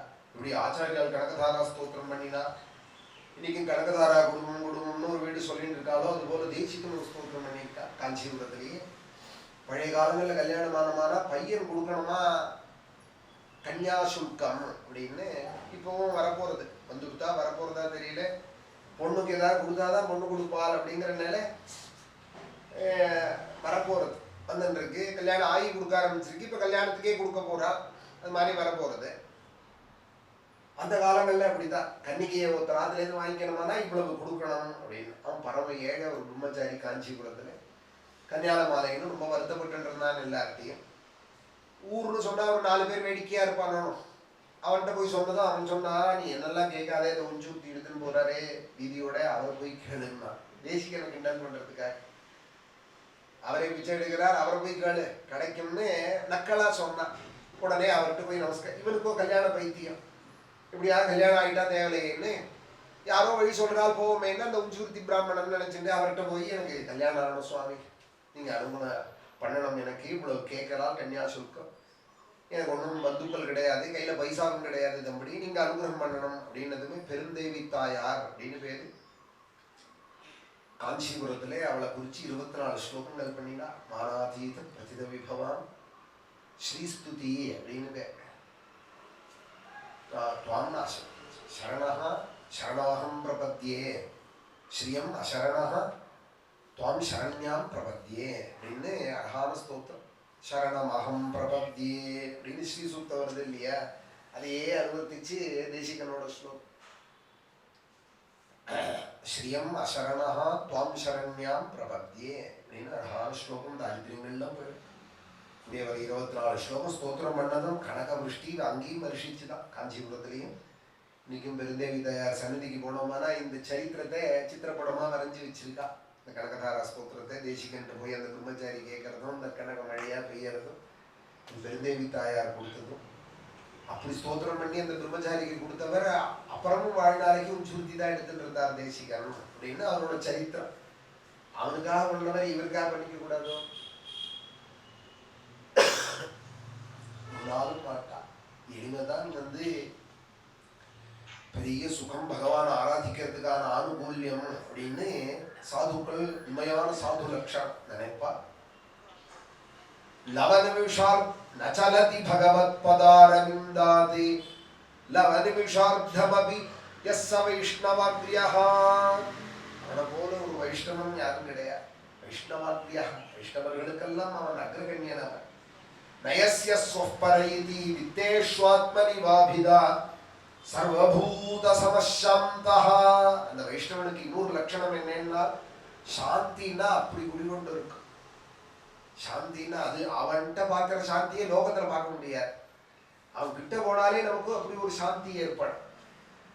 அதனாலதானே சாதுக்களை போய் பார்க்கணும்னு ஆசைப்படுறா. அவளை போய் நமஸ்காரம் அவ சித்தியானா கூட அந்த அதிஷ்டானத்தை போய் சேவிக்கணும் பிரதட்சணம் பண்ணணும் நமஸ்காரம் பண்ணணும்னு இன்னைக்கும் பிருந்தாவனங்கள் எல்லாம் போய் சேவிக்கிறா. இங்கேயும் துங்கபத்ரா நதி கரையில கதவை எப்போ திறப்பால்னு 10,000 பேர் காத்துட்டு இருக்கா. கதவை திறந்தா போறோம் திருப்பி சாத்திர வரையும் 10,000 பேர் பிரதட்சணம் பண்ணிட்டே இருக்கா. இங்க மந்திராலயத்துல அவர் சித்தியாகி 350 வருஷம். எத்தனை அவர் சித்தியான இடத்துலயே உருகுடி மண் எடுத்து வச்சு அதுவும் பெரிய கோவிலா ஆயிடுது. அந்தந்த ஊர்ல இன்னைக்கும் பிருந்தாவனம்னு ராகவேந்திரா மடம் இங்க கூட ஜேபி நகர்ல இருக்கு 4th பிளாக்ல. அங்கேயும் நிறைய 4th பிளாக் தானே 5th பிளாக்ல அங்கேயும் நிறைய பிரவச்சனம் பண்ணிருக்கோம். ராமர் சன்னதி அந்த பிருந்தாவனத்திலேருந்து ஒரு குடி மண் எடுத்துன்னு வந்து வச்சா பெரிய கோவில் ஆயிடுது. அப்போ அவர் பிரதிஷ்டை பண்ண மண்ணோட சக்தி எப்பேற்பட்டதா இருக்கு. இது மாதிரி எத்தனை ஊர்ல இருக்கு. ராகவேந்திர சுவாமிகள் மடம்னு எத்தனை கொச்சின்ல கூட சுப்ர சுவாமிக்கு எழுதாப்புல எர்ணாகுளத்தப்பன் எழுதாப்புல ராகவேந்திரா மடம் இருக்கு. அதுல பிரதிஷ்டை பண்ணியிருக்கா. எல்லாம் ஒரு குடி மண் எடுத்துன்னு போய் அவர் சித்தியான மந்திராலயத்திலே ஒரு குடி மண் எடுத்துன்னு போய் அங்க வச்சதுதான். அப்படி ஒரு சக்தி இருக்குமானால் அவன் இருந்த காலம் எப்படி இருந்திருக்கும்? அந்த ராகவேந்திர சுவாமிகள் நடமாடிட்டு இருந்த காலம் எப்படி இருக்கும்? பூஜ்யாய ராகவேந்திராய சத்திய தர்ம ரதாய பஜதாம் கல்பவருஷாய நமதாம் காமதேனவே. இன்னைக்கும் வாழ் நினைச்சாலே நமக்கு எல்லா பாக்கியங்களும் கிடைக்கும். இந்த போனாலே மனசுக்கு ஒரு நிம்மதி ஏற்படுறது, மங்களங்கள் ஏற்படுறது. சர்வபூத சமசாந்தா. அதனாலதான் மகான்கள் அடிக்கடி போய் சேவிக்கிறோம். சித்தியானா கூட அந்த மந்திராலயங்களில் போய் சேவிக்கிறோம். இந்த மாதிரி மடங்கள் ஆலந்தின்னு குணாகிட்ட ஒரு சமாதி, ஆலந்தின்னு ஞானேஸ்வரனுடைய சமாதி. இன்னைக்கும் அங்கே இங்கே எப்படியோ மந்திராலயமோ அதுபோல் அங்கே ஆலந்தி. அதுபோல் பாகவதாளுக்கெல்லாம் கோவிந்தபுரம் போதேந்திராளுடைய மகன். போதேந்திராளோடதும் இங்கே மந்திராலயமும் அங்கே மகாராஷ்டிரத்தில் அவரோட வெகு அந்த ஆலந்தி பக்கத்தில் தான் அந்த ஆலந்தி க்ஷேத்திரத்தில் ஜீவசமாதி ஞானேஸ்வரரோடது. சர்வபூத சமசாந்தா சவை பாகவதோத்தமஹ. அவன் நினைச்சாலே சாந்தி. அந்த மகாத்மா அவர் போய் அவர் சன்னிதியில போய் உட்கார்ந்துருந்தா சாந்தி, அவரை போய் நமஸ்காரம் பண்ணா சாந்தி, அவர் 2 வார்த்தை பேசினால் சௌக்கியமானு கேட்டாலே கவலையெல்லாம் போயிடும். எல்லாரும் தான் எல்லாரையும் பார்த்து சௌக்கியமானு கேட்கிறா, கவலை போறதா? சில பேர் பார்த்தா கவலை ஜாஸ்தி ஆகிடும். சில பேர் ஏதாவது பேசி கொடுத்தோம்னா இல்லாத கவலையெல்லாம் கிளப்பி விட்டுருவா. கேட்காத பிரிவுதான் நமக்கு அந்த கவலை உதயமா இல்லை. ஏதோ 2 வார்த்தை எப்படி இருக்கேன்னு கேட்க போனதும் அப்புறம் 4 முழுக்க கவலைப்படுறா போல யோசிக்க விட்டுடுறா. என்னாச்சு தெரியுமா சார் அப்படின்னு ஒரு 10-15 நிமிஷத்துக்குள்ள என்ன பண்ண முடியுமோ அது பண்ணிட்டு கிளம்பி போயிடுறா. அப்புறம் அதே ஓடிண்டே இருக்கு. ஆனா மகான்கள்கிட்ட போனோம்னாலும் அப்படி ஒரு சாந்தி. அவ போய் சௌக்கியமான அவ கேட்டாலும் இருந்து ஒரு காஞ்சி பூதோடனோட சௌக்கியமான கேட்டாலே மனசுக்கு ஒரு சாந்தி ஏற்படும். அது கிருஷ்ணகிரி பெரியவா, இன்னைக்கு இருக்கிற காஞ்சி பெரியவா மகாத்மாக்கள்னு இப்போ அவளை பற்றி தானே சொல்லிட்டு இருக்கு. பரம்பரையா வரக்கூடிய ஆச்சாரியர்கள் ஆதிசங்கர பகவத்பாதாலேயே ஸ்தாபிக்கப்பட்டவா இந்த பீட்டங்கள்லாம். அவளை நினைச்சா போறோம், அவளுடைய தரிசனத்தினால நமக்கு எல்லா பாக்கியங்களும் கிடைக்கிறது. எல்லாத்துக்கு மேல பெரிய சாந்தி கிடைக்கிறது. சர்வபூத சமசாந்தா சவை பாகவதோத்தமஹ. அவளை நினைச்சாலே மனசு முழுக்க நிறைஞ்சு விடுறதே அந்த சாந்தி. ஏன்னா இருக்கிற காலத்துல அவ அவ்வளவு பொறுமையோடு கூட இருக்கா, அவ்வளவு சகிப்புத்தன்மையோடு கூட இருக்கா.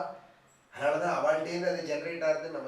நமக்கு ஒரு சித்த சமாதானம் ஏற்படுறது, சாந்தி. இருந்தாதானே இன்னொருத்தருக்கு கொடுக்க முடியும் எதையுமே. விஸ்ருஜதி ஹிருதயம் நயஸ்ய சாக்ஷாதி ஹரிரவசாபீதோப்யகௌகநாசஹ பிரணயரசனயா திருதங் ஹிபத்மஹ சபவதி பாகவத பிரதான உக்தஹ. இப்படி எல்லாம் ஹரிங்கிற யோகீஸ்வரர் அந்த பக்தனோட லட்சணம், பாகவதோத்தமனோட லட்சணத்தை சொன்னார். உடனே ராஜா அடுத்த அத்தியாயத்திலே பரஸ்ய விஷ்ணோரீஷஸ்யே மாயினாமபி மோகினீம் மாயாம் வேதிதுமிச்சாமஹ பகவந்தோ ப்ருவந்து நஹ. விஷ்ணோர் மாயாமிதம் பஷ்யன்னி சமை பாகவதோத்தமஹன்னா போன அத்தியாயத்துல அதை மனசுல வச்சுட்டு ராஜா இப்ப திரும்ப கேட்கிறார். அந்த நிமிங்கிற ராஜா அந்தரிக்ஷர் அப்படிங்கிற யோகியை பார்த்து மாயேன்னு சொல்றாளே அந்த விஷ்ணு மாயை பத்தி சொல்லுங்க. மாயாம் வேதிதுமிச்சாமஹ பகவந்தோ ப்ருவந்து நஹ. நீங்க பகவந்தா சர்வஜர். நீங்கள் மாயாம் வேதிதுமிச்சாமஹ பகவானுடைய மாயை பத்தி தெரிஞ்சுக்கணும்னு நாங்க ஆசைப்படுறோம். ப்ருவந்து உங்களுக்கு நீங்க சொல்லுவோம்னா நானு திருப்தியே ஜுஷம் ஜுஷ்மதே வச்சோ ஹரி கதாமிரதம். நீங்க எவ்வளவு சொன்னாலும் கேட்டுட்டே இருக்கணும் போல இருக்கு. அது எங்களுக்கு திருப்தியே ஆறதில்லை. சம்சார தாபங்கள்லாம் நிவர்த்தி ஆறது. உங்களுடைய வாக்கு எங்களுக்கு நாங்க படுற வியாதிக்கு பெரிய மருந்தா இருக்கு. சம்சார தாப நிஸ்தப்தா மர்த்தியஸ்தாபேஷஜம். உங்களுக்கு நீங்க சொல்லணும்னதுமே அந்தரிக்ஷர் அப்படிங்கிற அந்த யோகீஸ்வரர். ஏபிர்பூதானி பூதாத்மா மகாபூதயம் மகாபுஜா கவி ஹரி அந்தரிக்ஷ 3வது யோகீஸ்வரர். அவர் இந்த பகவானுடைய ஆதிபுருஷனான அந்த பகவானுடைய மாயையை பத்தி விஸ்தாரமாக சொல்றார். பகவான் தான் இந்த லோகத்தை சிருஷ்டி பண்ணார். அதற்கு துணையா தன் சக்தியை வச்சிருந்தார். அந்த சக்திக்கு தான் மாயைன்னு பேரு. அது பலவிதமாக விஸ்தாரமாச்சு. பகவானுடைய அந்த சக்தி முதல்ல பிரகிருதின்னு ஒன்னா இருந்தது. அதுலேருந்து மகத்துவம் உண்டாச்சு, அதுலேருந்து அகங்கார தத்துவம் உண்டாச்சு. 3 தத்துவமா ஆச்சு. அதுலேருந்து ஆகாசம் உண்டாச்சு. அப்புறம் ஆகாசத்துலேருந்து வாயு உண்டாச்சு. வாயுலேருந்து அக்னி உண்டாச்சு. அக்னியிலேருந்து ஜலம் உண்டாச்சு. ஜலத்திலேருந்து பூமி உண்டாச்சு. பூமியிலேருந்து நிறைய கிருஷிகள், பூமியில எல்லாம் உண்டாச்சு. அப்போ அப்படிங்கிறத 24 தத்துவங்களை இந்த இந்த அந்தரிக்ஷர் அப்படிங்கிறவர் 24 தத்துவம். அந்தரிக்ஷம்னா ஆகாசம்னு. இந்த ஆகாச தத்துவங்கள் எல்லாம் சொல்றா. இந்த யாருங்கிற பேரை ஞாபகம் வச்சுக்கிறதுக்காக சொல்றேன். அந்தரிக்ஷர் அப்படின்னு பேரு அவருக்கு. அவர் கண்ணுக்கு தெரியாததானே எல்லா தத்துவங்களையும் பாதாள பர்யந்தம் உண்டான அந்த கதைகளை சொல்லி அப்புறம் திருப்பி இதே போல ஒடுங்க போறது. 100 வருஷ காலங்கள் கடுமையான கால வருஷம் வருஷிக்க போறது. மழை வரப்போறது. அந்த மழையினால பூமி முழுக்க கரைஞ்சு போயிட போறது. அப்புறம் கீழேந்து ஆதிசேஷன் பாதாள லோகத்துல இன்னைக்கு சங்கரகிருஷ்ணமூர்த்தி ஆதிசேஷன் தாங்கிட்டு இருக்காருன்னு சொல்றாலே பஞ்சமஸ்கந்தத்துல, அவர் பெரிய உஷ்ணமான காத்தை வெளிப்படுத்த போறார். விஷஜுவாலையோட அந்த காத்தை வெளிப்படுத்த போறார். 100 வருஷ காலங்கள் பிரளயாக்னியா அது ஆகி பூமியில சேர்ந்த ஜலத்தை முழுக்க அது வத்தடிக்க போறது. அப்புறம் அவருடைய மூச்சு காத்துனாலேயே அந்த காத்துனாலே அந்த அக்னி முழுக்க அணைய போறது. அப்புறம் அந்த காத்தும் ஆகாசத்துல ஒடுங்க போறது. அதுவும் அவ்வியக்தத்துல ஒடுங்கி காலரூபியாய் பகவான் மாத்திரம் மிச்சம் இருக்க போறான் அப்படின்னு இந்த அந்தரிக்ஷ ஏஷா மாயா பகவதா சர்க்கஸ்தித்யந்த காலினி வர்ணாவர் வர்ணிதாஸ்மாபிஹி கிம் பூய ஸ்ரோதுமிச்சசி. இந்த மாயோட தத்துவங்கள் எல்லாம் எடுத்து சொன்னார்.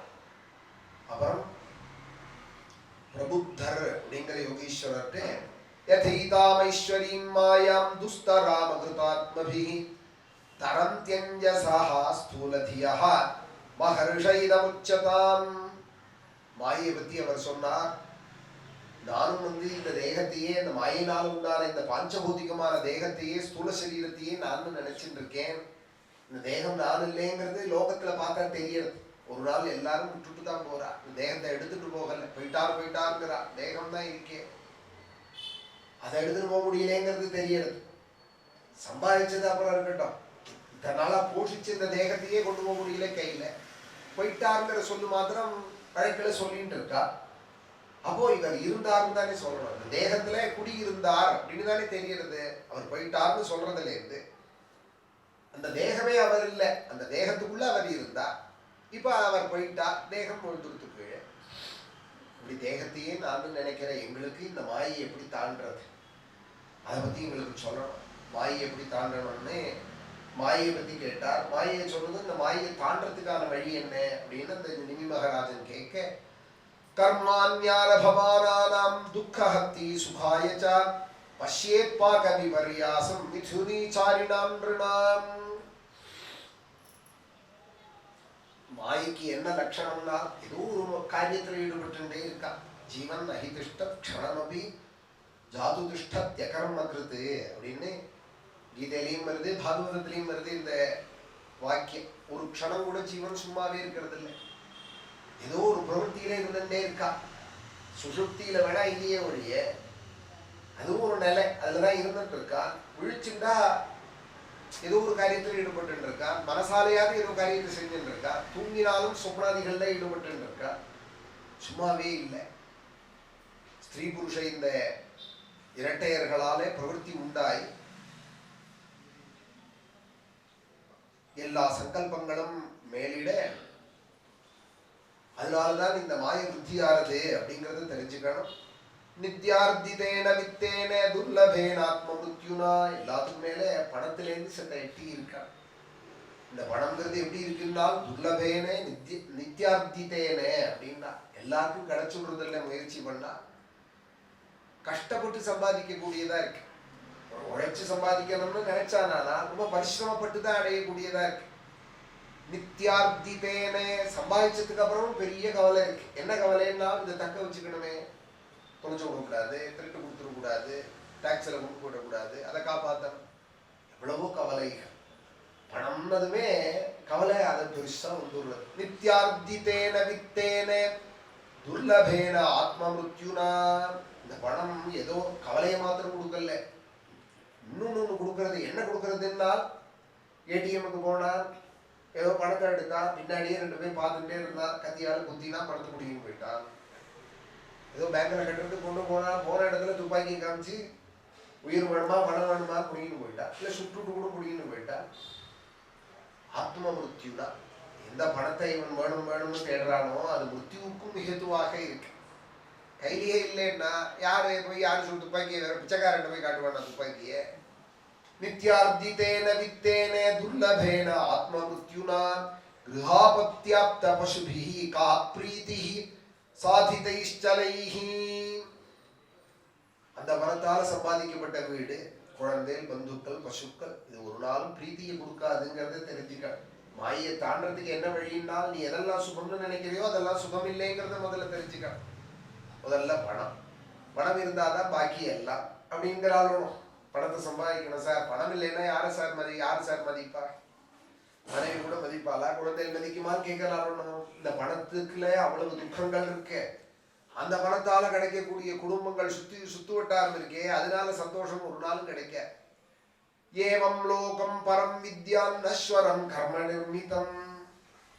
இது ஒரு மாயை, இது ஆபாசம். இது சதுல்யாதிசி துவம்சம் யதா மண்டலவர்த்தினான். இது என்ன பண்றது? வீடு வாசல் பணம் குழந்தைகள் குடும்பம்னு இதுலயே ஒழுங்கு இருக்கிறவனுக்கு பரலோகத்தை மறைச்சு காமிச்சு விடுறது. பரலோகம்னு ஒன்று இருக்கு, நம்ம போகணும். போறதே கையில எதையும் எடுத்துன்னு போக முடியாது. தர்மம் தான் கூட வரும். தர்மோவித்தம் ரிணாம் பிரயத்தி தர்மானுகோ கச்சதி ஜீவ ஏகா இத்தியாதி சாஸ்திர வாக்கியங்கள் இருக்கே, இது எல்லாத்தையும் மறைச்சு விடுறது. அதெல்லாம் அப்புறம் கிட்ட சார் முதல்ல சம்பாதிக்கிற வழியை பார்ப்போம். பரலோகம் புருஷார்த்தங்கள்லாம் அப்புறம் பேசுவோம் அப்படின்னு தானே சொல்றாள் இப்போ. அதுதான் மாயை. இதை தாண்டனமானால் இதிலெல்லாம் சுகம் இல்லைங்கிறத முதல்ல அறியணும். அதுக்கு என்ன பண்ணணும்? தனக்கு தானே சொல்லிட்டு இருந்தா ஆகார், அந்த பக்குவம் வர. பின்ன என்ன பண்ணணும்னா அது மாதிரி பக்குவம் உடைய ஒரு குருவை ஆசிரியிக்க. தஸ்மாத் குரும் பிரபத்யேதே ஜிக்ஞாசுஹு ஸ்ரேய உத்தமம் சாப்தே பரேச்ச நிஷ்ணாதம் பிரம்மண்யுபசமாஸ்ரயம். மேலான ஸ்ரேயஸ் வேணும்னு நினைக்கிறவன், தத்துவத்தை அறியணும்னு நினைக்கிறவன் உத்தம ஸ்ரேயா. தஸ்மாத் குரும் பிரபத்யேதே ஜிக்ஞாசுஹு ஸ்ரேய உத்தமம். மாயினுடைய போக்க அறியணும், உண்மையான சுகம் எதுன்னு தெரிஞ்சுக்கணும், சாந்திக்கான வழியை தேடணும்னு நினைக்கிறவன் ஜிக்ஞாசுஹு ஸ்ரேய உத்தமம். பார்க்கிற கண்டதே காட்சி கொண்டதே கோலங்கிறதெல்லாம் இல்லை, உலகம் வேற இருக்குங்கிற நினைக்க ஆரம்பிக்கிறதுக்கு தான் ஜிக்ஞாசுன்னு பேர். முமுட்சுத்துவம்னு பேர், விழிச்சுக்கிறது. பரிஷத்தை எப்படி ஆரம்பிக்கிறது? உத்திஷ்டத்தை, எழுந்துகோங்கிறது. தூக்கத்திலேயே இருக்கே நீ எழுந்துக்கோ. ஜாகிரதை, சில பேர் எழுப்பி விட்டாலும் உட்காந்து தூங்கிட்டு இருப்பா. உட்காண்டே தூங்காதே, கண்ணை திறந்து பார். ஜாகிரதை. அப்புறம் நான் சொல்ற வெளியில வா. பிராப்பியவரால் நிபோதத்தை. அதனால விழிச்சுக்கோப்பா, எழுந்துக்கோ. தூக்கத்திலேயே இருக்கிறவனுக்கு காண்றதெல்லாம் கனவெல்லாம் உண்மையாதான் இருக்கும். விழிச்சுட்டா தானே காண்ற கனவுங்கிறது தெரியும். விழிச்சுக்கணும், எழுந்துக்கணும். முதல்ல எழுந்துட்டவன் விழிச்சுக்கணும். மூஞ்சி அலம்பி தூக்கம் களையிறதுக்கு என்ன உண்டோ அந்த காரியங்களில் ஈடுபடணும். அப்புறம் சாஸ்திரம் சொல்ற வழியில வர. தஸ்மாத் குரும் பிரபத்யேதே. அதுக்கு சரியான பயிற்சி கொடுக்கிற குருவை ஆசிரியிக்கணும். குரும் பிரபத்யேதே ஜிக்ஞாசுஹு ஸ்ரேய உத்தமம். அந்த குரு எப்படி இருக்கணும் அப்படிங்கிறார் இந்த யோகீஸ்வரர். சாப்தே பரேச்ச நிஷ்ணாதம் பிரம்மன் உபசமாஸ்ரயம். சாப்தே பிரம்மணி, வேதம் அத்தியனம் பண்ணவராக இருக்கணும். பாகவத தர்மம் சொல்றது முதல்ல வேதாத்தியனம் பண்ணவன் தான் வீழ்ச்சவன். வேதாத்தியனம் படிச்சவன்கிறாலும் சார் என்ன இருந்தாலும் அவர் படித்தவர் சார் அப்படிங்கிறாலும் எதை படித்தவர்? அப்பா எடுத்துக்கூடாது. லௌகீக படிப்பெல்லாம் சுத்தி தான். அதில் எனக்கு ஒரு பகுமானம் உண்டு. படித்தவாள்லாம் எத்தனையோ தர்ம காரியங்கள் பண்ணிட்டு இருக்காள், நல்ல காரியங்கள்ல ஈடுபட்டு இருக்காள். நிறைய தர்மங்கள்லாம் நடக்கிறது சம்பாத்தியத்தை கொண்டு. ஆனால் அந்த படிப்பு சம்பாத்தியம் வரைக்கும் தானே உபயோகப்படுறது. அப்புறம் பூர்வீகாலுடைய புண்ணியத்தினாலேயும் நம்மளோட ஒரு சத்வாசனையினாலேயும் அந்த பணத்தை தர்மத்துல திருப்புறோம். ஆனா இந்த படிப்பு நேர தர்மத்தை சொல்லி தரலையே. இந்த படிப்பு நேர நம்மளுடைய ஆத்ம விசாரத்தை சொல்லி தரலையே. எந்த சப்ஜெக்ட்ல இருக்கு ஆத்ம விசாரம் சொல்லுங்க? தெரியல. உடலை பத்தி தான் இருக்கு, பஞ்சபௌதிகமான விஷயங்கள் தான் இருக்கு. சயின்டிஸ்ட்னா கூட பஞ்சபௌதிகத்தை தான் திருப்பி அவ ஆராய்ச்சிட்டே இருக்கா. ஆகாசத்துல தான் விவகாரங்கள் பண்ணிட்டு இருக்கா. இதை தாண்டின்னா வரணும். அதுதான் படிப்பு. நமக்கு தெரியாததை சொல்லிக் கொடுக்கணும், அதுதான் படிப்பு. தெரியாததும் பிரயோஜனம் இல்லாததை சொல்லிக் கொடுத்து பிரயோஜனம் இல்லை. பிரயோஜனமானதை சொல்லிக் கொடுக்கணும். பிரயோஜனம் அல்ப பிரயோஜனமா இருக்கக்கூடாது, மகா பிரயோஜனமா இருக்கணும், பெரிய லாபத்தை தரக்கூடியதா இருக்கணும். அந்த படிப்பு படிச்சவன தான் படிச்சவன்னு சொல்லணும். அந்த படிப்பு வேதம் தான். சாப்தே பரே நிஷ்ணாதம் பிரம்மன்யுபசமாஸ்ரயம். சரி, வேதம் படிச்சுட்டாலே அவன் ஆசிரியிச்சுள்ளாமான்னா போராதுன்னா. வேதம் படிச்சா போராது. பரேச்ச, சாப்தே பரேச்ச, அனுபவ ரூப ஞானத்தோட இருக்கணும். அவன் படிச்ச ஞானத்தோட இருந்தா போறா. அதுதான் சொன்னேன் பார்த்தீங்களா, ப்ராக்டிஸும் ஒன்று வேண்டி இருக்கு பார்த்தீங்களா, படிப்பும் ஒன்று வேண்டி இருக்கு. அதோட டாக்டரு எத்தனையோ பிபிஎஸ் இருக்கா, எல்லாத்தையுமா போய் உடம்பு கொடுத்துடுறோம், காடி பிடிச்சி பாருங்கிற மாஸ்டர்ஸ்கோங்கிறமா எல்லாம் என்னெல்லாமோ பேர் போட்டு இருந்தா கூட பயமா இருக்கு சில பேர்கிட்ட போறது. ஏன்னா போயிட்டு வந்து சொன்ன ரிசல்ட் நல்லா இல்லை. அதனால சார் எதுக்கும் அவர்கிட்ட போறதுக்கு முன்னாடி யோசிக்கணும்டானா அவர் படிச்சதெல்லாம் போட்டு. ஏன்னா அனுபவத்துல வேற மாதிரின்னா இருக்கு. ஜனங்கள் கண்ட அனுபவம். ஒரு சாமானியராக இருந்தா கூட சார் இவர்கிட்ட போகும், ஆரோக்கியம் மேம்படுறது, நாங்கெல்லாம் போறோம் கிடைக்கிறதுன்னா கூட அவர்கிட்ட போனா கிடைக்கிறது சில பேருக்கு. அப்போ அனுபவம் கைராசி வேண்டியிருக்கு. அவளுக்கு ஏதோ ஒரு வேற ஏதோ ஒண்ணு தேவைப்படுறது. அந்த படிப்போடு கூட இன்னும் ஏதோ ஒண்ணு இருக்கு இல்லையா? அதுபோல வேதாத்தியனம் பண்ணா உண்டி போறாதான் சிவகுஸ்மார்த்த நிஷ்ணாதனா இருக்கான். அவன் அனுபவம் உடையவனாக இருக்கான், பிரம்மத்தோட சம்பந்தம் உடையவனாக இருக்கான். சாப்தே பரேச்ச நிஷ்ணாதம், பரோட்சானுபூதியோட இருக்கான். பிரம்மன்யுபசமாஸ்ரயம், சாப்தே பரேச்ச நிஷ்ணாதம் பிரம்மன்யுபசமாஸ்ரயம், தஸ்மாத் குரும் பிரபத்யேதே ஜிக்ஞாசு. அதனாலதான் குரு வேணும், குரு வேணும். கோண பதாவே பாட்டே குரு மீனே, கோண பதாவே பாட்டே அப்படிங்கிறார் கபீர்தாஸ். யாரா உனக்கு வழி சொல்லுவார்? குருவை தவிர உனக்கு யார் இருக்கால் வழி சொல்றது? உதார துமி சந்தே மாய பாப கிருபாவந்தே ஜட ஜீவா உத்தார கேலா மார்கதா விலாசு வந்தே. உதார துமி சந்தே மாய பாப கிருபாவந்தே. ஒரு நாவீதர் பாடுற அபங்கம், சேனானாய் அப்படின்னு. சேனானாவிதர், சேனாயி அவர் பாடுறார். சாதுக்களை தவிர நமக்கு யார் கதி இருக்கா? நம்மளை கரையேற்றி விடுறதுக்கு அவளை தவிர வேற என்ன உபாயம் இருக்கு அப்படிங்கிறார். நாமதேவர் சொல்றார், நீ ஜப வேதாத்தியனம் பண்ணு, பாஷ்யம் படி, என்ன வேணாலும் படி. கபீரே சொல்றார், ஜப தப சாதனை கச்சுனகிலாகத்தை சொல்றார் இல்லையா? ஜபம் தபம் சாதனம் எதுவும் போறார். ஒரு ஆச்சாரியம் எல்லாத்துக்கும் மேல ஒரு ஆச்சாரியம். வாஞ்சிதாம் அத்தியாத்மே जानता है अर्थ गुरु विना व्यर्थ सर्वे काहि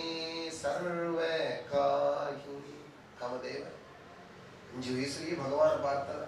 பிடிவாதமாய் நான் கொடுக்குற சப்பாத்தியை நீ சாப்பிட்டே ஆகணும்னு அடம் பண்ணி ஊட்டினார். பகவானும் வாயை திறந்து வாங்கினார். பிரத்யட்சமா தரிசனம் கொடுத்தார். நாமதேவரோட சகஜமா நம்ம ஒருத்தருக்கு ஒருத்தர் பேசிக்கிறா போல பேசினார்னு அவரோட சரித்திரம் சகஜமா ஆயிடுத்து. அவருக்கு பகவத் தரிசனம்ங்கிற ஒரு சமயம் கோரா கும்பர் வீட்டிலே ஒரு சத்சங்கம் நடக்கிறது.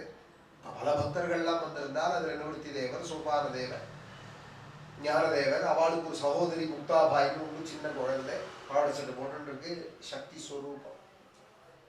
அவளும் வந்திருக்கா. ஞானேஸ்வரி அவன் ஞானேஸ்வரர்னா இவன் ஞானேஸ்வர். அங்க பஜனை எல்லாம் ஆகி கொஞ்சம் நாளை ஒரு விராமம் இருந்தது, ஒரு பிரேக் இருந்தது. அந்த கோராகும்பரோடு சுத்தின்னு இருந்தது அந்த 5-6 வயசு பொண்ணும் பாவாடை சட்டை போட்டுட்டு. அவர் கோராகும்பங்கிறவர் மண் கலையங்கள்லாம் பண்றவர், மண் பாத்திரங்கள்லாம் பண்றவர். அவ என்ன பண்ணுவா, காய வச்சுட்டு அது பக்குவமாயிடுதா, நெருப்புல போட்டுட்டும் பக்குவமாயிடுதான்னு பார்க்க ஒரு கட்டை வச்சுட்டு இருப்பான். அதால தட்டி பார்ப்பா, அந்த சப்தத்தை வச்சுட்டு இது பக்குவமாயிடுது அப்படிங்கிறத தெரிஞ்சுட்டு அப்புறம் அதை வியாபாரத்துக்கு அனுப்புவா. இது என்ன கட்டை அப்படின்னுது முத்தாபாய். இது இந்த பானையெல்லாம் மேகறதான்னு பார்க்கறதுக்காக வச்சிருக்கேன் அம்மா அப்படின்னாரவர். இந்த பானையெல்லாம் பார்க்கட்டமா அப்படின்னுது. இங்க ஞானேஸ்வரர் நாமதேவர் இங்க இருக்கிற சாதுக்கள் எல்லாம் கை காமிச்சு இந்த பானையெல்லாம் வெந்திருக்காரு, இந்த கட்டையால பார்க்கட்டமா அப்படி அவர் ஒரு கும்பிடு போட்டா. இது பாருன்னு சொல்றதுக்கு நானால இல்லை, அம்மா ஒன்னு இஷ்டம் தான். உடனே எல்லாரும் உட்காந்து இருக்கா. இராம காலத்துல இந்த கட்டையை எடுத்துட்டு போய் ஒத்த தலையிலையா தட்டுறது சோமமா இருக்கா. ஏன்னா அவள் சாமானியப்பட்டவள் இல்லை, தெரியும் எல்லாருக்கும். நாமதேவர் தலையில தட்ட வந்ததும் எட்டி நகர்ந்துட்டார். யாரை பக்குவம் பார்க்கிறேன்?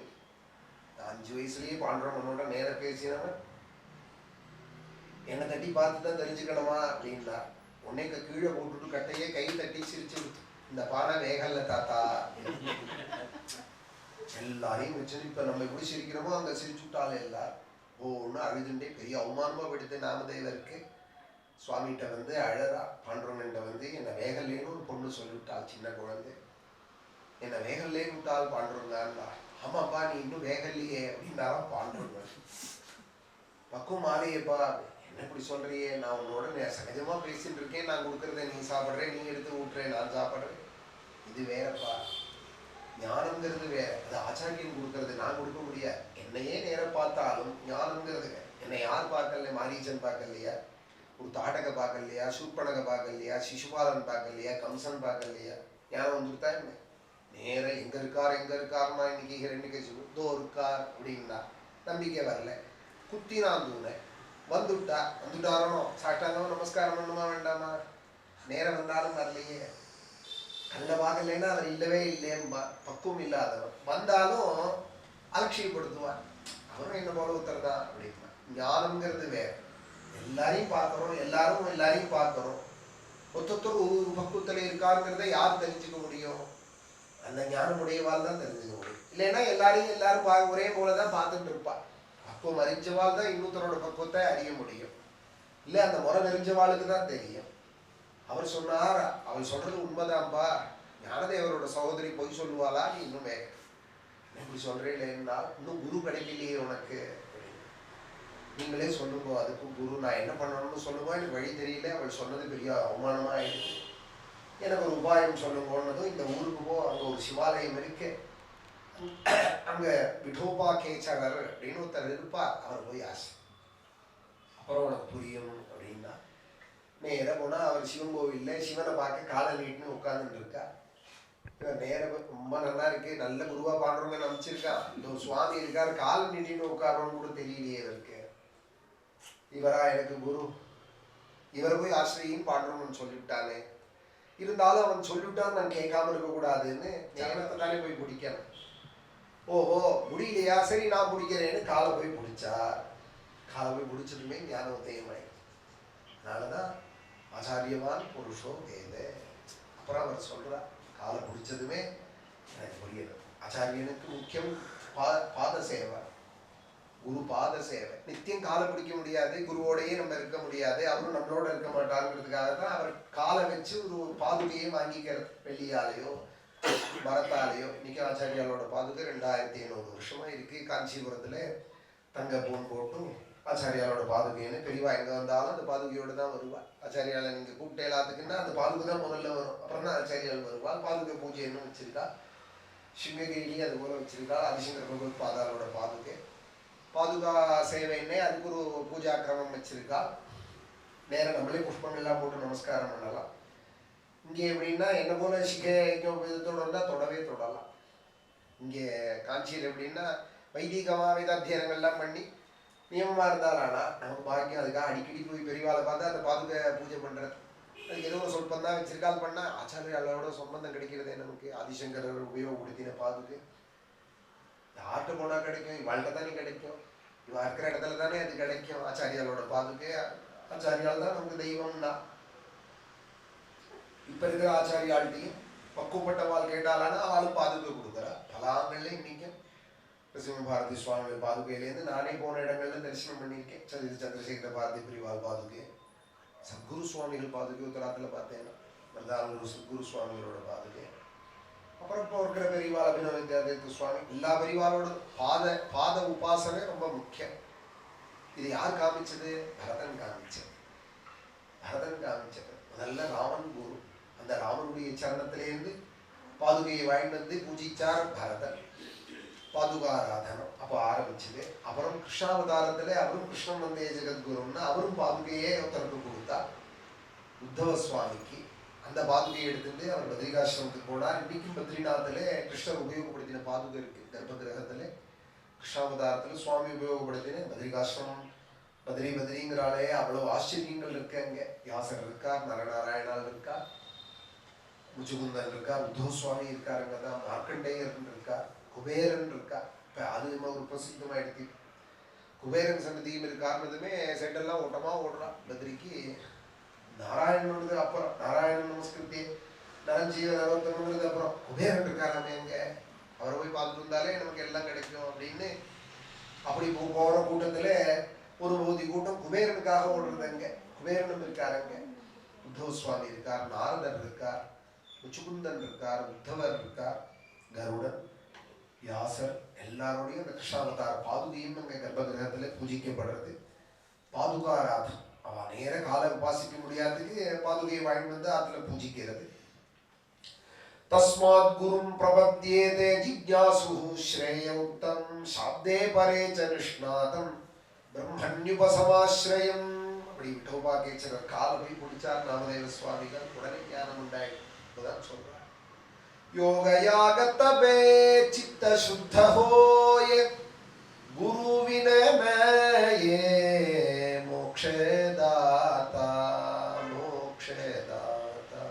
யோகம் பண்ணட்டும், யாகம் பண்ணட்டும், தபசு பண்ணட்டும், ஆச்சாரியம் நல்ல ஆச்சாரியம் கிடைக்கல, அவரோட பாதத்தை பிடிக்கல, சேவிக்கலையானால் எல்லாம் வியர்த்தம். நீ வேதாத்தியானம் பண்ணது வியர்த்தம், யாக யஜ்ஞங்கள் பண்ணது வியர்த்தம். வாஞ்சிதா அத்தியாத்மே ஜானிதாகே அர்த்தே. ஒப்பிடிப்பே வேதத்தை கணம் தலைவீடு சொல்லுவேன் போற. வேதார்த்தங்கள்லாம் நான் அப்படி பாஷ்யம் படிச்சிருக்கேன், மணிக்கணக்கா சொல்லுவேன் போற. ஜானிதாகே அர்த்தே, என்ன வேணாலும் உனக்கு தெரியட்டும். குருவின வியர்த்த சர்வே காஹி சர்வே காஹி. குரு இல்லைன்னா எல்லாம் வேலைக்கு இழைச்ச நீர் தான், உபயோகம் இல்லாது. அந்த ஞானம், அந்த விவேகம், அந்த வைராக்கியம், அந்த பக்தி எல்லாம் ஆச்சாரியனோட கையில தான் இருக்கு. அவர் தான் திறந்து விடணும், இந்த கண்ணில் உள்ள தோஷத்தை போக்கணும். காசியில ராமானந்த சுவாமிகள் அப்படின்னு ஒரு மகான் இருந்தார். பரமபக்தர் தான், ராமபக்தர் தான் கபீர் தாஸ். ஆனாலும் ஆச்சாரியன் வேணுமே. நம்ம மதத்துல ஒரு நம்பிக்கை இருக்கிறதுனால, அவர் பிறந்தது வேற மதம்னா கூட நம்ம மதத்து ஆச்சாரங்கள் அனுஷ்டானங்கள்ல நம்பிக்கை இருக்கிறதுனால ஒரு ஆச்சாரியன் வேணுமேன்னு அவரை போய் ஆசிரியிக்க போனார். சிஷ்யாலாம் உன்னை பார்க்க முடியாதுப்பா, அவர் நீ அந்நிய மதம் பார்க்க மாட்டார் அவர் அப்படின்னு விட்டா. அவர் அப்படி சொல்லலை, இவாளா தடுத்து விட்டா. கபீரை பார்க்க விட்டாது. கார்த்தாலேருந்து சாயங்காலம் வரைக்கும் நின்று இருந்தார், பார்க்க முடியல அந்த மடத்துல. ரொம்ப வருத்தத்தோட கிளம்பி கங்கை கரைக்கு போயிட்டா. ஒரு படித்துறையில போய் உட்காந்து ஒரு ஆச்சாரியனை பார்க்குற பாக்கியம் கூட இல்லையா. அப்புறம் தீட்சை இல்லாம இருக்கட்டும், ஒரு ஆச்சாரியனை சேவிப்போம், அவர் காலில் விழுவோம், நேரம் பார்ப்போங்கிற பாக்கியம் கூட இல்லாத இப்படி ஒரு பாபியா நான் ஆயிட்டேனேன்னு அழுதுன்னு இருக்கா. ராத்திரி எல்லாம் அழகா கங்கை படித்துறையில உட்காந்து அழுதுண்டே இருக்கார் கபீர். வெளியர் காலம் ராமானந்த சுவாமிகள் கங்காஸ்நானத்துக்காக கிளம்புறார். இவர் கிளம்புறதுக்கு முன்னாடி 2 பேர் அவர் ஆசிரமத்திலேருந்து வெளியில போறார். இந்த ராமானந்த சுவாமிகள் ஆசிரமத்திலேருந்து. அதுல இன்னொருத்தர் பார்த்து சொல்றார், இனிமே நம்ம இங்க இருக்க வேண்டாண்டா, போயிடுவோம் நம்ம அப்படிங்கிறார். உடனே சின்னவர் கேட்கிறார் பெரியவரை பார்த்து, ஏன் நான் போலாங்கிறேன், இங்கதானே ஆசையா இருந்தோம். ராமலக்ஷ்மணர் லக்ஷ்மண சுவாமி கேட்கிறார், ஏன் இருக்க வேண்டாங்கிறேன் இங்க அப்படின்னா. உடனே அண்ணா சொல்றார், இங்க பாகவத அபச்சாரம் நடக்கிறது, நம்ம இங்க இருக்க வேண்டாம். பாகவத அபச்சாரம் ஆயிடுது, இந்த கபீரை நிறுத்தி போயிட்டு வந்துட்டாலும் உள்ள விடாது, அதனால நம்ம இங்க இருக்க வேண்டாம்னு இறங்கி போயிட்டா. அப்புறம் தான் ராமானந்த சுவாமிகள் தெரிஞ்சுட்டார், ராமலக்ஷ்மணா அவ கிளம்பி போயிட்டாள்னா இந்த ஆசிரமம் யாருக்காக? அவளுக்காக தானே ஆசிரமம். நான் எனக்கு டிஃபன் பண்ணி சாப்பிட்றதுக்காக ராமாசிரமம், இந்த ராமானந்த ஆசிரமம். அவளை வச்சு ஆராதிக்கிறதுக்கு தானே இந்த ஆசிரமம். உடனே சிஷ்யாலெல்லாம் கூப்பிட்டா, யாருக்கு என்ன அபச்சாரம் நடந்தது, பாகவத அபச்சாரம் நடந்திருக்குன்னு இந்த ஆசிரமத்தில் தெரியறதே யாருன்னா. அப்படிலாம் ஒன்றும் இல்லையே, எல்லாம் சரியா தானே நடக்கிறது அப்படிதான் சொல்லுவா நிர்வாகத்தில். இல்லை ஏதோ நடந்திருக்கு சொல்லுங்க என்கிட்ட அப்படின்னதும் ஒரு முசல்மான் நீதிக்கு காத்தாலேருந்து சாயங்காலம் வரைக்கும் நின்றுட்டு இருந்தார். உங்களை பார்க்கணும்னு அடம் பண்ணார். நாங்கள் சொன்னோம், நீ உன்னோட மஸ்ஜித்துக்கு போ, உன்னோட சம்பிரதாயம் என்னவோ அந்த குதாட்ட போய் நீ இந்த தீட்சை வாங்கிக்கோ, இங்கெல்லாம் வரக்கூடாதுன்னு சொல்லி விரட்டி விட்டோம். அவர் என்ன கேட்டா, ராமநாம தீட்சை கேட்டார். உங்க ஆச்சாரியனை பார்க்கணும், அவர்கிட்ட எனக்கு ராமநாம தீட்சை. ராமான்னு 2 அக்ஷரம் நம்மளே சொல்ல தெரியாதா? கேட்கறதையே ராமநாம தீட்சைங்கிறதையே ராமான்னு சொல்றது அது போறாதான். ஒரு ஆச்சாரியன் ராமான்னு சொல்லி திருப்பி வாங்கி சொல்லணும், அதுதான் தீட்சை. இன்னைக்கும் போதேந்திரா மடத்துல ஒரு சம்பிரதாயம் உண்டு, ராமநாம தீட்சை எடுத்துக்கிறது அப்படின்னு. போதேந்திரா மடத்தை பிரதட்சணம் பண்ணி நமஸ்காரம் பண்ணி அங்க இப்ப இருக்கிற அந்த பூஜைக்காரர், அங்க இருக்கிற யாராவது பாகவதால் இருந்தா அவள்கிட்ட ஒரு சூத்திரம் வாங்கிட்டு அங்கேயே ராம ராம ராம ராமான்னு அவ சன்னிதியிலேயே சொல்லி அதை அந்த தீட்சையை வாங்கிட்டு இந்த சூத்திரத்தை வாங்கிட்டு அப்புறம் அதுல வந்து ஜெபிக்கிறது. அதுக்கு ஒரு ஆச்சாரியன் வேணும். ராமா ராமான்னு சொல்றதுக்கே ஆச்சாரியன் வேணும்னா பாகவதத்துக்கெல்லாம் வேண்டாமா?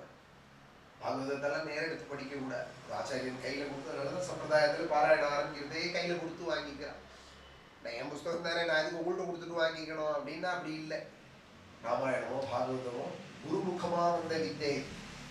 நேரம் நம்மளா எடுத்து படிச்சோம் அப்படின்னு சொன்னா அது உபயோகப்படாது. சமுத்திர ஜலத்தை நம்மளே எடுத்து புழங்க முடியுமோ? முடியாது. ஆனா நம்ம புழங்குறோம். எப்படி புழங்குறோம்னா அதே சமுத்திர ஜலத்தை மேகம் உறிஞ்சுட்டு மழையா கொண்டு கொட்டுறது. மழையா கொண்டு தர காவேரியில கொட்டினா அது அப்புறம் காவேரியில ஜலமா வருது. எங்கேருந்து வருது மேகத்துக்கு ஜலம்? இல்லை மேலே எங்கேயா டேங்க் இருக்கா? அதுலேருந்து வருதா மேகத்துக்கு? இல்லை, சமுத்திர ஜலத்தை தான் சூரியன் மூலமா வெப்பத்தின் மூலமா உறிஞ்சி கொண்டு வந்து கொட்டுறது. அந்த காவேரி ஜலம் அமிர்தமா இருக்கு. சமுத்திரத்திலேயே இருக்கிற ஜலத்தை தானே அது கொண்டு கொட்டுறதுன்னு சமுத்திரத்துல போய் ஒரு டம்ளர் முக்கி நான் குடிக்க முடியுமா? அதை சமைக்க முடியுமா? என்ன பண்ண முடியும்? ஒரே சாஸ்திரம் தான். அதை நம்மளே எடுத்து படிக்கிறது, சமுத்திரத்தை நேரம் எடுத்து புழங்குறா போல. ஒரு ஆச்சாரியன் மூலமா தெரிஞ்சுக்கிறது அப்படிங்கிறது ஒரு மேகம் கொண்டு கொட்டுறா போல. ராமானந்த சுவாமிகள் இப்படி ஒரு அபச்சாரப்பட்டுட்டேலே அவன் ராமநாம தீட்சை தானே கேட்டான், வேற என்ன கேட்டான்? அவனை போய் இப்படி நீங்க சிக்ஷிச்சு விட்டேலே, இப்படி நீங்க வருத்தப்படுத்திட்டேலேன்னு சொல்லிவிட்டே கங்காஸ்நானத்துக்கு வர. படித்துறையில எந்த படித்துறையில கபீர்தாசர் குப்புறப்படுத்துட்டு அழுதுன்னு இருக்காரோ நேரம் அங்க வந்தார். இருட்டில் இவருக்கும் தெரியல. ராமனோட சங்கல்பம். படுத்துட்டு இருந்த கபீரோட மார்ல கொண்டு காலை வச்சா படின்னு நினைச்சிருக்கு.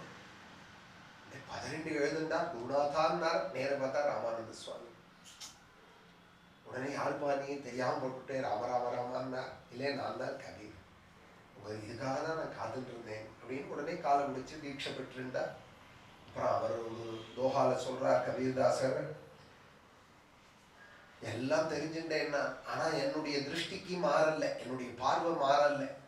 எல்லாம் படிச்சாலும் கதை முடிஞ்சதுமே என்ன சுண்டல், இன்னைக்கு ராத்திரி என்ன டிஃபன், நாளைக்கு என்ன சமையல் அப்படிங்கிறதுல தானே மனசு ஓடிட்டு இருக்கு. இல்லை வேற ஏதோ விவகாரம், இங்கே போகணும் அங்கே போகணும் அதை பண்ண. ஒரு உதாரணத்துக்கு சொல்ற, லோகத்துல தானே இருக்கோம், பேசிட்டு இருக்கோம், படிச்சுட்டு இருக்கோம், கேட்டுட்டு இருக்கோம்னா கூட, இந்த விஷயங்கள் ஓடிட்டு இருந்தா கூட உள்ளுக்குள்ள சரஸ்வதி நதி போல அந்தர்வாகினியா நமக்கு இந்த லோகத்தோட தானே சம்பந்தம் இருக்கு. லோகத்துக்கு அந்நியதா போயிடலையே. அதுபோல நான் என்ன படிச்சாலும் எனக்கு தெரியல, இந்த லோகம் தான் எனக்கு தெரிஞ்சுட்டு இருந்தது, எனக்கு தெரியாம இருந்தது. இப்ப ஆச்சாரியனோட சரண சம்பந்தப்பட்டது என் கண்ணுல இருந்ததான அந்த ரோகம் போயிடுத்து அப்படிங்கிறார். கண்ணுக்குன்னு சில ரோகங்கள் வரும். குளுக்கோமா, காட்ராக்ட் இதெல்லாம் சொல்றா இல்லையா? அதுக்கு திமிரம்னு வேதத்திலேயே இருக்கு. இதை பத்தி நேத்திர ரோகத்தை பத்தி திமிரம்னு ஒரு தெரை உண்டாய் கண்ணுல வியாதி இல்லை, மேல ஒரு பால்ல ஆடை போல வந்து மறைக்கிறதுன்னு தானே சொல்றா. அதுதானே குளுக்கோமாங்கிற இல்லையா? அது என்னது? காட்ராக்ட். ஒரு தெரை மாதிரி ஒரு சதை வளர்றது, பார்வை விஷனை அது மறைக்கிறது. அதை லென்ஸ் மூலமா லேசர் மூலமா அதை விளக்கிட்டோமானா உடனே நல்லா தெரியும். இப்போ கண்ணுல தோஷம் இல்லை, ஆனா ஒரு தெரை வந்து அதை மறைக்கிறது. திமிரம் இவ நேத்திர திமிரம் பட்டலமிவா சேஷரோக பட்டலஞ்ச. வேதத்திலேயே இந்த ரோகத்தை பத்தி சொல்லப்படுறது. இதுக்கு பரிகாரம் எல்லாமும் வேதத்துல சொல்லி இருக்கு. அதுபோல கபீர் சொல்றாரு, என் கண்ணுல ஒரு ரோகம் இருந்தது, அந்த நேத்திர ரோகம் வராம இருக்கிறதுக்கு தான் மை இட்டுப்பா அஞ்சனம். புருஷாளுக்கும் உண்டு, ஸ்திரீகளுக்கும் உண்டு மை இட்டுக்கிறதுங்கிறது. இப்ப 2 பேருமே கிடையாது. கல்யாணத்துல புருஷாளுக்கும் மை இட்டு விடுவா. கல்யாணத்தன்னைக்கு சிகை இருந்தா சிகையில புஷ்பம் வச்சு விடுவா, கண்ணுக்கும் மை வச்சு விடுவா. நேத்திர ரோகம் கண்ணு எல்லாருக்கும் தானே. அந்த அதுவும் மைங்கிறது இப்ப கிடைக்கிறது கெமிக்கல். அந்த காலத்துல மை கூடுன்னு வச்சு அதை சுட்டு அதை குழைப்பா. ஒரு இதை சுட்டு அதை குழைச்சி அப்புறம் அதுலேருந்து மை கூடுன்னு உண்டாக்கி அதை எடுத்து விட்டுருவா. அஞ்சனம்னு பேர் சம்ஸ்கிருதத்தில். அவர் சொல்றாரு, எனக்கு இப்போ ஒரு அஞ்சனம் கிடைச்சது. அது என்ன அஞ்சனம்னா, குரு கிருபா अंजन पायो मेरे भाई भाई मेरे भाई நான் சொல்றேன் கேளு. அந்த அஞ்சனத்தை எடுத்து கண்ணுல போட்டுட்டேன்.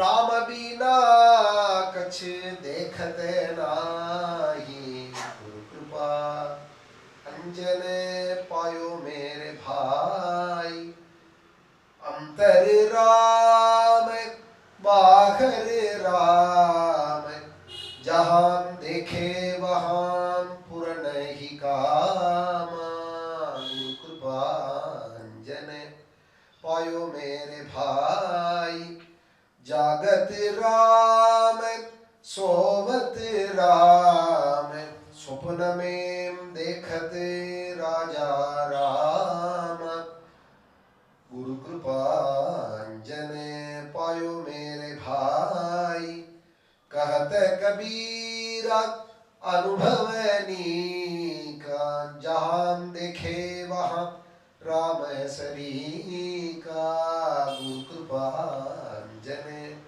पायो मेरे भाई राम बिना कछ देखत नाही गुरु कृपा अंजने நான் போட்டுட்டது என்னாச்சுன்னாலும் எனக்கு உள்ளேயும் ராமன் வெளியே பகலையும் ராமன் ராத்திரியிலையும் ராமன் உட்காண்டாலும் ராமன் படுத்துட்டாலும் ராமன் கண்ண அசர்வம்னு தூங்கினாலும் சொப்பனமே தேகது ராஜாகி ராம நாடி நினைக்க அவ்வளவு பாடுபட்டேன்.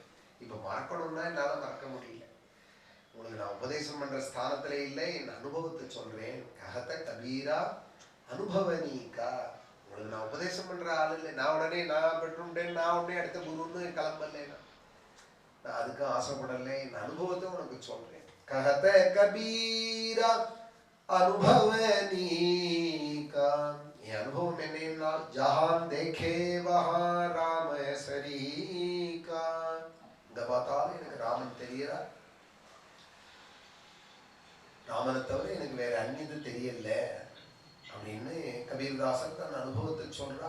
தஸ்மாத் குரும் பிரபத்யேதே ஜிக்ஞாசு ஸ்ரேய உத்தமம் சாப்தே பரேச்ச நிஷ்ணாதம் பிரம்மண்யுபசமாஸ்ரயம். கனகதாசரோட குரு கனகதாசருடைய ஞானம் தெரியணுங்கிறதுக்காக சிஷ்யால் எல்லாரையும் கூப்பிட்டு கனகனையும் கூப்பிட்டு ஒருத்தர் தலைக்கு ஒரு வாழைப்பழத்தை கொடுத்து யாருமே இல்லாத இடத்துல போய் சாப்பிட்டு வாங்கோ அப்படின்னு. எல்லாரும் சாப்பிட்டேன் ஆச்சாரியனே அப்படின்னா. இவர் மாத்திரம் கையே வச்சிருக்கார் பழக்கம். கனகா நீயே சாப்பிடல, எல்லாரும் சாப்பிட்டா நீ சாப்பிடலையேன்னா. எனக்கு அவர் சொல்றார், எனக்கு எங்க பார்த்தாலும் ரங்கன் தெரியறானே, நான் யாரும் இல்லாத இடத்துல நீங்க சாப்பிடுங்கிறீங்களே, நான் எப்படி சாப்பிடுவேன்? எடகே விட்டலா படகே விட்டலா எடகே படகே விட்டலா முந்தே விட்டலா பிந்தே விட்டலா முந்தே பிந்தே விட்டல். விட்டலு சுவாமி நம்மது விட்டலு ஜெகதந்தரியாமி. அவன் உள்ள அந்தரியாமியாயும் இருக்கான், எல்லா பக்கமும் இருக்கான். நான் எப்படி அவன் இல்லாத இடம்னு ஒரு இடம் கண்டுபிடிச்சு இந்த பழத்தை போய் சாப்பிடுவேன் அப்படின்னா. ஏதோ சாஸ்திரம் படிச்ச அந்த பலத்துல எங்கேயும் பகவான் இருக்காங்கிறத சொல்றான்னு. பாக்கி சிஷ்யாலாம் இவரோட ஞானத்தை நம்பல. அப்புறம் ஒரு நாள் குரு எல்லாரையும் வச்சிருந்து கையை மூடிட்டு கேட்டார், என் கைக்குள்ள என்ன இருக்கு அப்படின்னா. கையை மூடிட்டு மொத்தத்தோடு ஒன்று இருக்குன்னா. கைக்குள்ள நெல்லிக்கடி இருக்குன்னா ஒருத்தர், இல்லை வேற ஏதோ இருக்கு அப்படின்னா. மொத்தத்தோடு ஒன்று சொன்னா. கனகா நீ சொல்லு, என் கைக்குள்ள என்ன இருக்கு அப்படின்னா. உங்க கைக்குள்ள உடுப்பி கிருஷ்ணன் இருக்கான் அப்படின்னா. உங்க கைக்குள்ள கிருஷ்ணன் இருக்கான்னா இல்லைன்னு குரு சொல்ல முடியுமா? ஆச்சாரியன் சொல்ல முடியுமா? இல்லை யார் சொல்ல முடியும் இல்லைங்கிறது? கையை திறந்தா கிருஷ்ணசால கிராமம் இந்த ஒரு பார் அப்படின்னு காட்டுறார். பக்தி, ஆச்சாரிய பக்தி. தஸ்மாத் குரும் பிரபத்யேதே, அது ஆச்சாரியனை ஆசிரிச்சவாளுக்கு தான். ஜிக்ஞாசு ஸ்ரேய உத்தமம் சாப்தே பரேச்ச நிஷ்ணாதம் பிரம்மண்யுபசமாஸ்ரயம். நல்ல குருவை ஆசிரியிக்கணும், சரணாகதி பண்ணணும். தத்ர பாகவதாம் தர்மானி சிக்ஷேத் குருவாத்ம தெய்வதா. அந்த ஆச்சாரியனை எப்படி உபாசிக்கணும்னா, குரு ஆத்ம தெய்வதா. குருவே என்னோட ஆத்மா. குருவே அவர் சொல்லித்தர எந்த தெய்வத்தை உபாசிக்க சொல்றாரோ அவர் தான் இன்னொரு குருவா இருக்கார் அப்படின்னு நினைக்கிறேன். அவர் சொல்லித்தர தெய்வம் வேற இல்லை, குரு வேறேன்னு பிரிச்சு பார்க்க கூட. இன்னைக்கு கூட பிரகலாத சுவாமி சொல்றார், குருஷு ஆத்ம தெய்வதா, குருஷு ஈஸ்வர பாவனா அப்படிங்கிறார். பிரகலாதனோட திருஷ்டி எப்படி இருந்தது, சமதிருஷ்டிங்கிறத சொல்றதே குருஷு ஈஸ்வர பாவனா, தன்னோட ஆச்சாரியனை தெய்வம்னே நினைச்சார். அதனாலதான் குரு பிரம்மா, குரு விஷ்ணு, குரு தேவ மகேஸ்வரா இப்படி எல்லாம் சொல்லி தரது. இந்த குரு மனுஷனா இருக்கலாம், ஆனால் நம்மளுடைய பாவனை இருக்கு பார்த்தீங்களா, அவர் தெய்வம்னு நம்ம பாவிக்கிறத அதுல பகவான் சந்தோஷப்படுறா.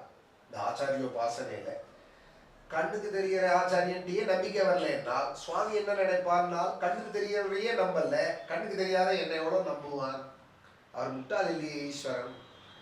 கண்ணுக்கு தெரிகிற ஆச்சாரியன்ட்டியே உனக்கு விசுவாசம் வரலன்னா கண்ணுக்கு தெரியாத என்னை எவ்வளவு தூரம் நீ நம்புவேன்னு அவர் பரீட்சை பண்ணிட்டே இருப்பார். பாப்பா, நீ எவ்வளோக்கு எவ்வளோ ஆச்சாரியனை விஸ்வசிக்கிறையோ அவ்வளோக்கு எவ்வளோ பகவான் இறங்கி வரா உன் விஷயத்துல.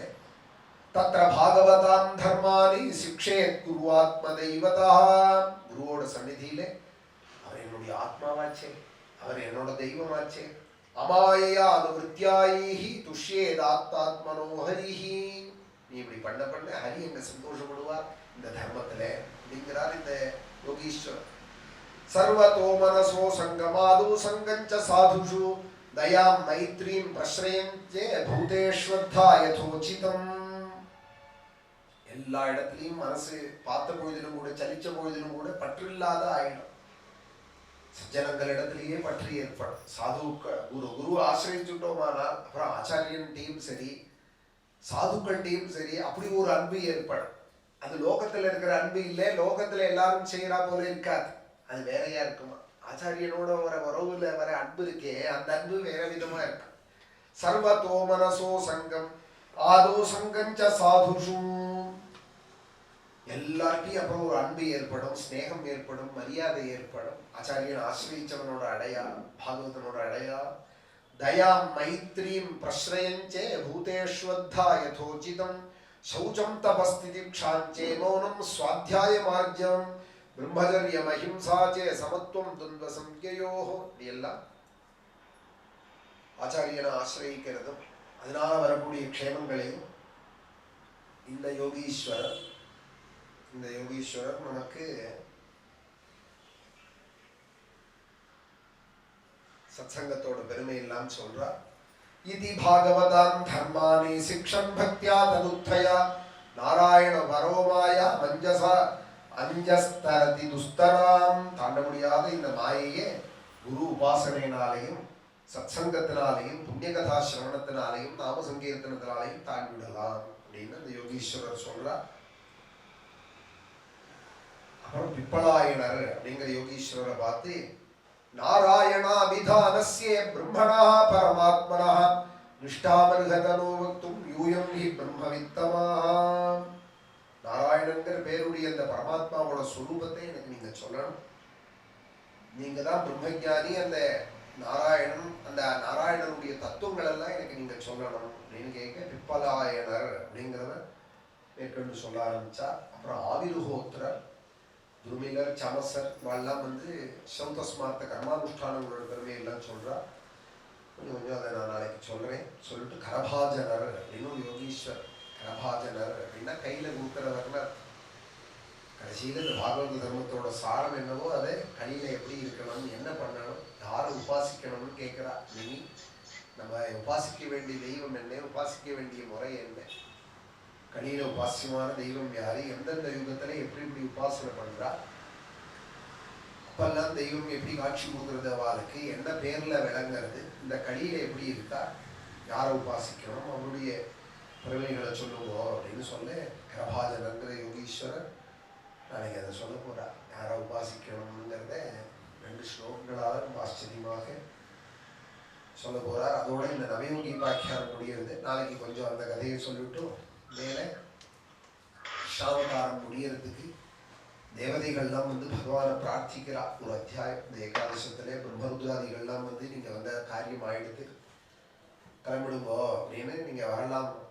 சுதாமத்துக்குன்னு சொல்ல அவளுக்கு சில பதில்களை பகவான் சொல்லி யாதவர்களுக்கெல்லாம் சில உபதேசங்களை பண்றா, இடம் பெயர பண்றா. அந்த இடத்துல உத்தவ சுவாமி பகவானுடைய சங்கல்பத்தை தெரிஞ்சுட்டு அவர் சரணம் அடைகிறார். உத்தவனோட பக்தி பகவான்கிட்ட எப்படி அவர் இருந்தார் அப்படிங்கிறத இந்த சில ஸ்லோகங்கள் அந்த அத்தியாயத்துல அடுத்த அத்தியாயங்கள்ல சொல்லப்படுறது. அப்புறம் அவர்கிட்ட சில உபதேசங்களை பகவான் உத்தவ சுவாமி கேட்க அப்போ பகவான் உத்தவருக்கு சொல்ற உபதேசங்கள் தான் மிச்சம் உள்ள ஏகாதச ஸ்கந்தங்கள். அதுல எடுத்ததும் தத்தாத்திரேய உபதேசம் அவதூத கீதை அப்படின்னு 24 குருக்கள். அதை பத்தி எல்லாம் குரு அவசியங்கிறத சொல்லி நீங்க குரு அவசியம்னு சொன்னார் இல்லையா, அது போல அந்த குருல எனக்கு 24 குரு இருக்கார் அப்படின்னு தத்தாத்திரேயர் அந்த யது மகாராஜனுக்கு சொல்றார். அந்த 24 குருக்கள் யாராரு, எதனால அவா குரு, அவள்கிட்டே நான் என்ன தெரிஞ்சிருந்தேன் அப்படிங்கிறதெல்லாம் சொல்றார். நிறைய தெரிஞ்சுக்க வேண்டிய விஷயங்கள். ஏகாதசம் உபதேச ரத்தம். இந்த ஏகாதச ஸ்கந்தத்துக்கு மாத்திரமே ஏகநாத சுவாமிகள் தனியா விவரணம் பண்ணியிருக்கா. நாத பாகவதம் அப்படின்னு பேரு. ஏகாதச ஸ்கந்தத்துக்கு மாத்திரமே 10,000 பாடல்கள் பண்ணியிருக்காரு நாத பாகவதம்னு. ஏகாதசத்தையே பாட்டா பாடியிருக்காரு. ரொம்ப ஆச்சரியமான ஒரு ஞானி இந்த ஏகநாத சுவாமிகள் அப்படிங்கிறவர். அவர் பிரதிஷ்டானபுரங்கிற இடத்துல இருந்தார். இப்போ அதை பைத்தான்னு சொல்ற, பைத்தன் அப்படிங்கிற பேர்ல அங்க மகாராஷ்டிரத்துல சொல்றா. ஏகாதசம், அப்புறம் தத்தாத்திரேய உபதேசம், அதுக்கப்புறம் பிக்ஷு கீதை அப்படின்னு ஒரு பிக்ஷு பாடுறதான ஒரு கீதம். அது சுவாமி உத்தவனுக்கு சொல்றா. அவருக்கு நடந்ததான அவரோட கதைகளும் ஒரு சந்தர்ப்பத்துல அவர் பாடின கீதங்களும் அதெல்லாம் ஒரு நாளைக்கு உச்சரிக்கிற நாள்ல அதெல்லாம் சொல்லுவோம். இன்னைக்கு அழகான சப்தமஸ்கந்தம் பாராயணம். பாகவதம் என்ன சொல்ல வந்ததோ அது இந்த ஏகாதசத்திலையும் சப்தமத்திலையும் தான் நன்கு விளக்கியிருக்கா. இந்த ஏகாதசத்துல இந்த பாகவத தர்மம் இவா சொல்லிட்டு இருக்கா இல்லையா, இதுவும் இன்னைக்கு பாராயணத்துல பிரகலாத சுவாமி 2 அத்தியாயம் சொல்றாரு. ஸ்திரீகள்லாம் சேர்ந்து படிச்சா இன்னைக்கு அது குமாரா அஜரை பிராஜ்யா அப்படிங்கிற 6, 7, 2 அத்தியாயம். பாகவதம்னா என்ன சுருக்கமா சொல்லு அப்படின்னா இந்த 2 அத்தியாயம் தான் பாகவதம். கௌமார ஆச்சரேத் பிராஜ்யா தர்மான் பாகவதானிக அப்படின்னு அந்த அத்தியாயம் ஆரம்பிக்கிறதையே அதோட டைட்டில சொல்லிடுற. பாகவத தர்மத்தை பத்தி நான் உனக்கு சொல்றேன்னு அசுர குழந்தைகளுக்கு பிரகலாத சுவாமி இன்னைக்கு சொல்றா. ஏகாதசத்துல உள்ள இந்த பாகவத தர்மம் இது ரொம்ப முக்கியமான பாகவதம். இதுதான் சொல்ல வந்து பக்தி ஞான வைராக்கிய பிரதமான இந்த பாகவதம் அழகான ஒரு கிரந்தம். இது தர்ம புரோச்சிதகைதமோத்திர பரமஹா நிர்மத்சராணாம் சகான்னு கலிக்கு ஏத்ததான கலிஜனங்களுக்கு ஏத்ததான உபதேசங்களோடு கூட அழகா பண்ணினதானே இந்த பாகவத புராணம். இன்னைக்கு பிரகலாத சரித்திரம் படிக்கப்பட்டது, நரசிம்மாவதாரம். நாளைக்கு கஜேந்திர மோட்சம், அமிர்தமதனம், மகாலட்சுமி கல்யாணம், வாமனாவதாரம், திரிவிக்ரமாவதாரம், அம்பரீஷ சரிதம், ஸ்ரீராமாவதாரம், மார்கழி திருவாதிரை, ஆர்திராதர்சனம் நடராஜாவுக்கு நாளைக்கு ரொம்ப விசேஷமாக கொண்டாடப்படுறது. வைகுண்ட ஏகாதசி இன்னைக்கும் பிரவச்சனம் நடந்தது, நாளைக்கு ஆர்திரிக்கும் நடக்கிறது. வைகுண்ட ஏகாதசியிலையும் பிரவச்சனம் ஆரம்பித்தோம், விஷ்ணுவோட தினமாக. அதில் நாளைக்கு ஆர்திரையிலையும் சிதம்பரத்தை பற்றியும் பே தீட்சிதர் சொன்ன ஸ்லோகங்கள் 200 பக்தா அவளை பற்றி நாளைக்கு கொஞ்சம் ஸ்மரிப்போம். கதையோடு கூட நடராஜாவோட வைபவமும் இந்த பக்தாரோட கதையும் சொல்லுவோம். ஏகாதச ஸ்கந்தம் நமக்கு பெரிய பாக்கியம் இந்த சப்தாகத்தில் கிடைக்கிறது. குருவாயூரப்பனோட அனுபவம் இந்த நடக்கிற குடும்பத்துக்கும் வந்திருக்கிற பக்தாளுக்கும் நமக்கு பாலான் ஸ்வகீயான் தவ சந்நிதானே திவ்யான்னதானாத் பரிபாலயத்பி சதா படத்பிஷ்ச புராணரத்னம் சம்சேவிதாயாஸ்து நமோ ஹரே தே நாராயண நாராயண நாராயண நாராயண நாராயண நாராயண நாராயண நாராயண நாராயணாங்கிரி விஹீனஜந்தோஹ வாக்ஸ்ரோத்ரநேத்ராங்கிரி சுகப்பிரதாய குஷ்டாதி சர்வதேவ மகாதேவ மகாதேவ மகாதேவ மகாதேவ மகாதேவ மகாதேவ மகாதேவ மகாதேவ. ஹர நமः பார்வதீபதயே. ஜானகீகாந்தஸ்மரணம். சத்குருஸ்வாமினः ஆஞ்சநேயஸ்வாமினः.